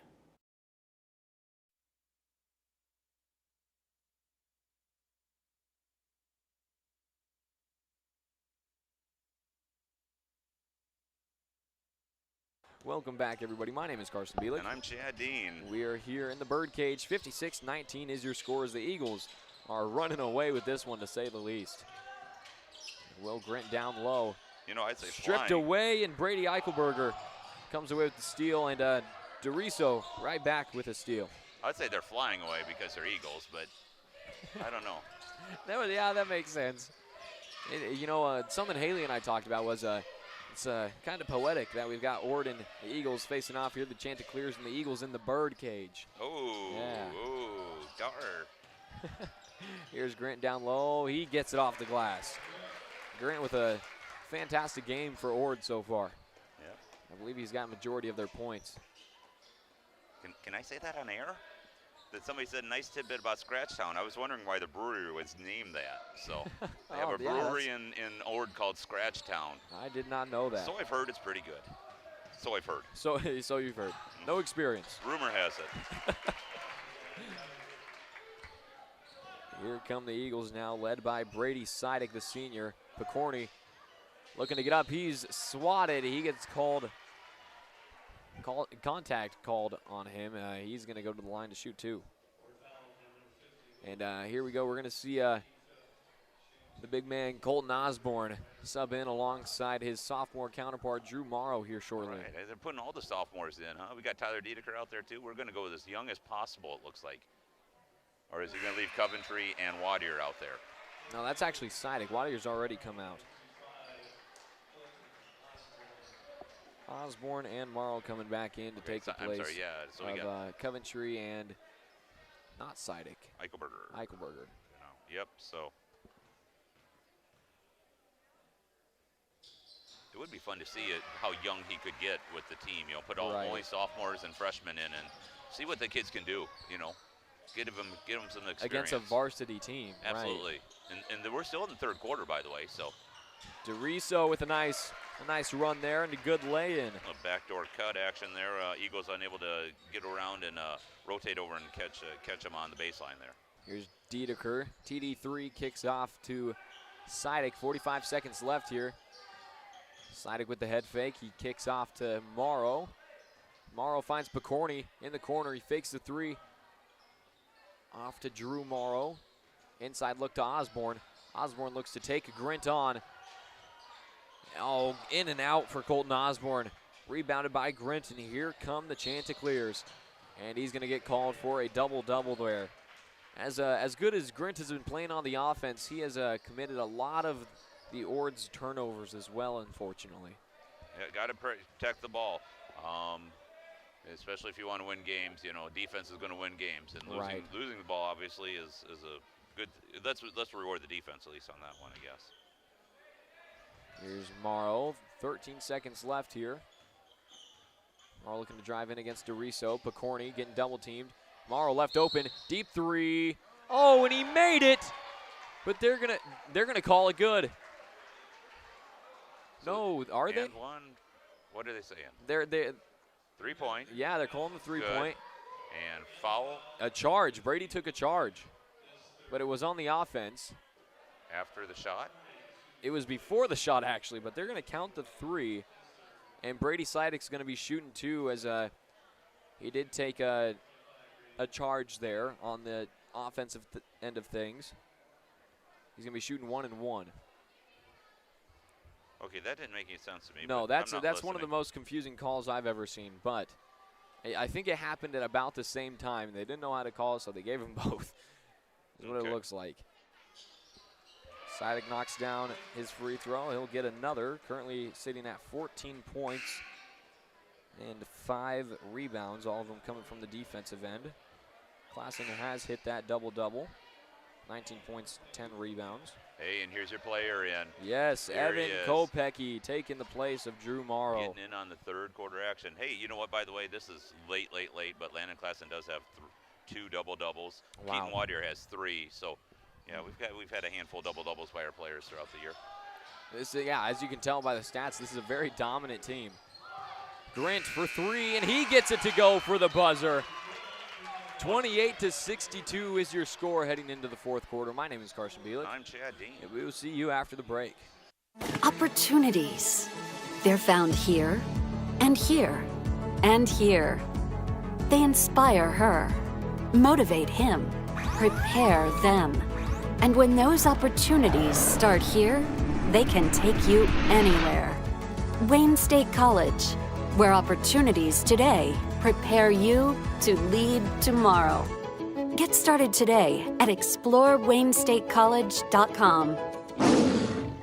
Great Plains State Bank has been meeting the needs of its customers for nearly 100 years, offering a wide selection of flexible and competitive loan options, including personal, commercial, and ag lending. GPS is a small-town bank with big-town resources, with a full range of innovative deposit products. GPS creates strong clients and strong communities by providing valuable and trusted common-sense banking. Great Plains State Bank continues to deliver quality banking products and services that are representative of their name. GPS, great personal service.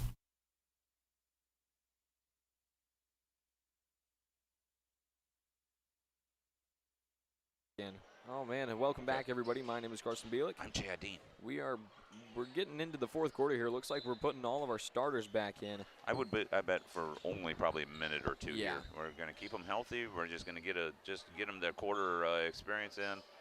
I don't know what, maybe try something new. That'd be a new offense. Here goes Klassen. He's going to pull off here. Here's Brady Sidek back to Klassen. Morrow drives in. No good. Rebounded by Wadier.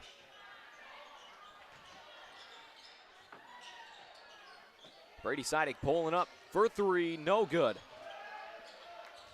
He's enjoyed these rims so far tonight. Unfortunately, not able to get that one to go. Going up, no good. Scramble for the ball. Wadier comes away with the rebound.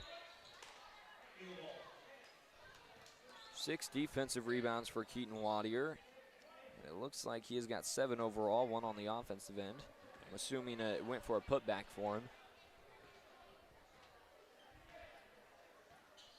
I would anticipate that he won't be in as long to get 3 more rebounds, but you never know. Landon Klassen dish off to Wadier. He gets up, puts it home. 10 points for Wadier. We might see 2 double-doubles tonight if Wadier stays in a little longer, picks up some more rebounds. Slaps it to Dean. And Dean picks up that rebound. His Nice. second defensive rebound. Nice Sidek way drives to pull in. it away, yeah, not get the jump ball. Yeah, very strong defense by Dean, and he's on the offensive end, getting his first 2 points of this game. You know, Kyler's not somebody we see score very often, but when he does, we got cheers in here like we've got Colton Osborne scoring. Yeah, exactly. He's in there for defense. He's in there to draw fouls. He's in there to set picks, and that's what he does good, I think. So he allows the other guys to do what they do good. So it's a great team effort. Timeout called. We'll be right back.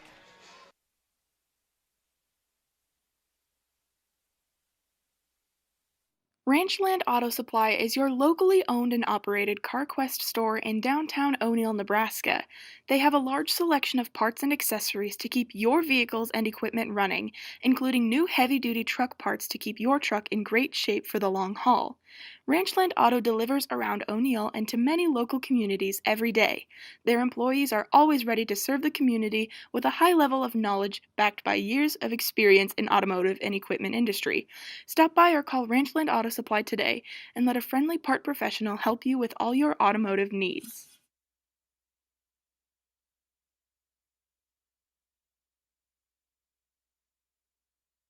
Welcome back, everybody, to Eagle Eye Broadcasting. My name is Carson Bielik. I'm Chad Dean. Over the break, we had a full squad switch for the Eagles. We've got Ryder Picorni, Brady Eichelberger, Sean Coventry, Tyler Dedeker, and Colton Osborne. And the Eagles are 2 points away here from running clock, as it is a 40-point rule. And it looks like Blake Heinrichs is saying not yet. I don't think so, but that's all right. You know, the Eagles, 6 minutes left, 35-point lead, looking comfortable. The Eagles did what they needed to offensively, defensively, hold the team down to 30 points over Sean 3 Coventry going up. He's blocked by Grint. Strong move by Sean, just good defense by Ord. And a nice drive to the bucket. Again, it's Heinrichs. Again, this is a bench lineup versus the Go Eagles from crazy Kyler. Okay, you can.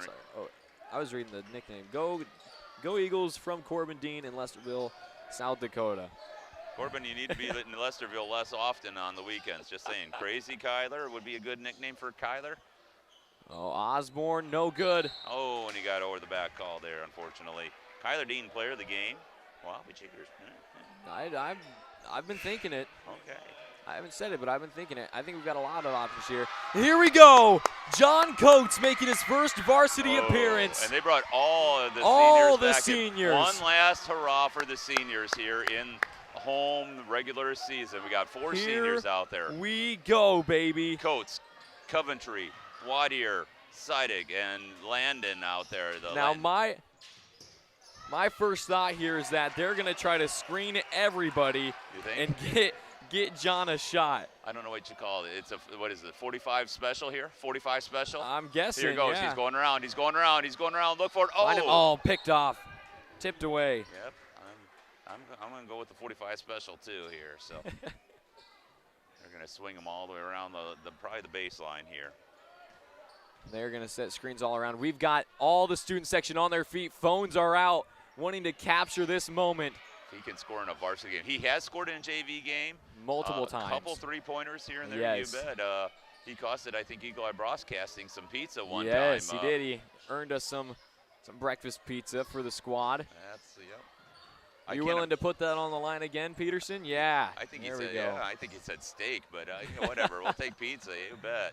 Come on, John. Score some pizza for us. Heinrichs playing tight defense. He knows they want Coates open. Here he is. Dish way over top to the Sidek. Sidek doing a good job grabbing that one. It looks like they're setting up a flood scene. There it is. Here goes Coates. They hey, anticipating it. Overpicked. Yeah, they got through the picks there. Oh, Sidek, the fundamentals. Dang, he always goes to the left and the right. You gotta He is watch both. He is Mr. Fundamental. Oh! Double block. You know what? Holy cow. Just like the Oreos, double stuffed. Oh, yeah, I like that one. I Oh, like that my he goodness. Put it. Chad, what are you doing? What are your boys doing in Lesterville? I hope he's not in Lesterville because there's really nothing in there. I mean, church is closed at this point, I'm pretty sure. So. Oh, look at this sportsmanship from Klassen. Klassen going up to Coates telling him what the move should be here, but unfortunately it looks like we're going to see a full squad change here. Yeah, putting the young guys back in. You got your Osborne and Kopecky and Pokorny, Eichelberger, and Diedeker back on there. So I bet we might kind of see John Coates again. I'm expecting to see a little more Coates tonight. Coach has to see these guys. This is the future of the team right here. Right. It's exactly. nice to get some, the freshmen, a few sophomores. Tyler Diedeker is the junior. He's kind of the field general out there and has been for the JV squad all year. I wouldn't put it past Coach Koloff to put all the big boys back in once again just to get a shot from Coates. Yeah. I wouldn't put it past him. It'd be fun to see Kopecky score his first varsity points absolutely. ever. There he is fighting and great scrapping. Hands. Man, he is a scrappy son of a gun, let me tell you. Yep. John Coates, player of the game. I mean, if he can get that shot off, I wouldn't be against it, Here's Osborne. They're going to be subbing in wholesale too. Ord will be getting hit. They're PA players. Inside to Osborne. Nice, nice look. Gets his own rebound. There it is. Colton Osborne with his first two.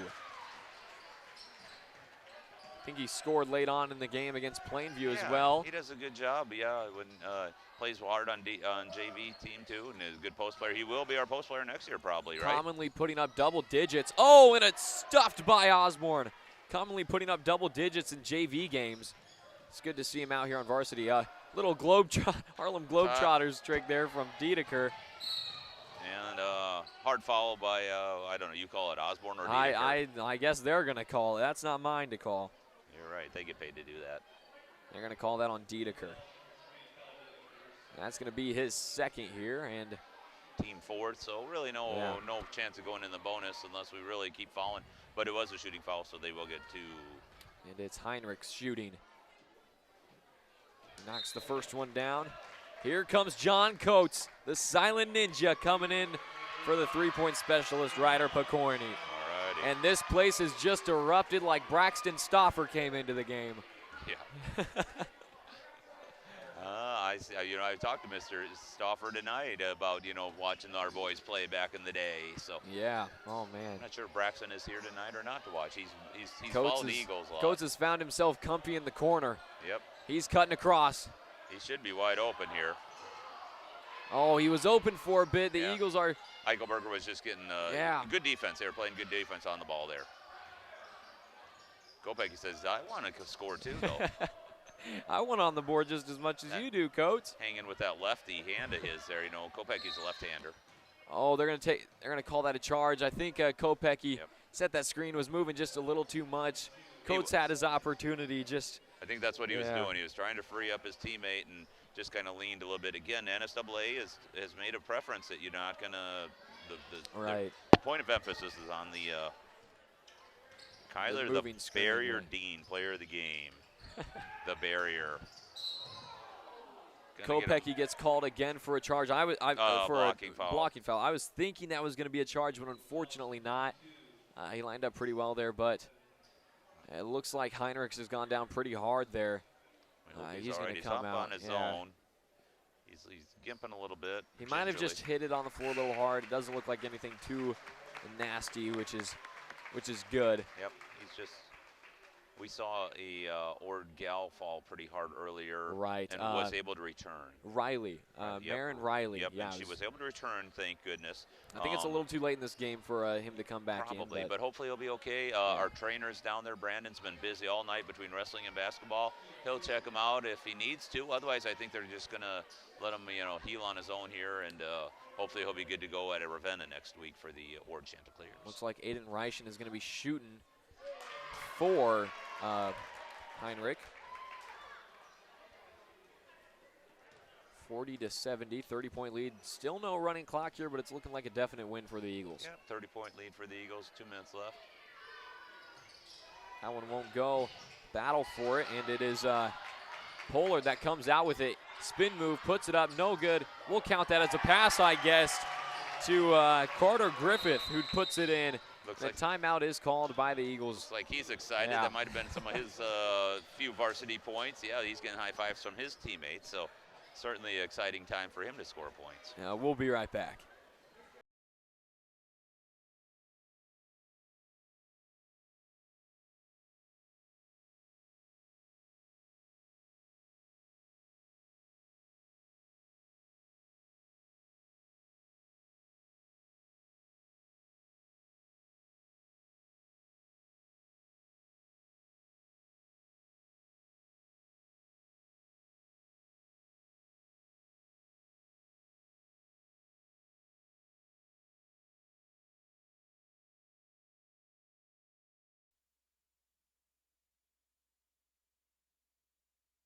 Welcome back, everybody. My name is Carson Bielik. And I'm Chetty. Sorry, my mic was down low. And here we are, 70-42. The Silent Ninja. Oh, just off from Coates. Rebounded by Eichelberger. Coates getting back into the fray. Here it is. Here it is. Left some room, dribbles it around. Oh, just off from Coates yet again. Another offensive rebound. Getting it to Coates. One more time. Hey!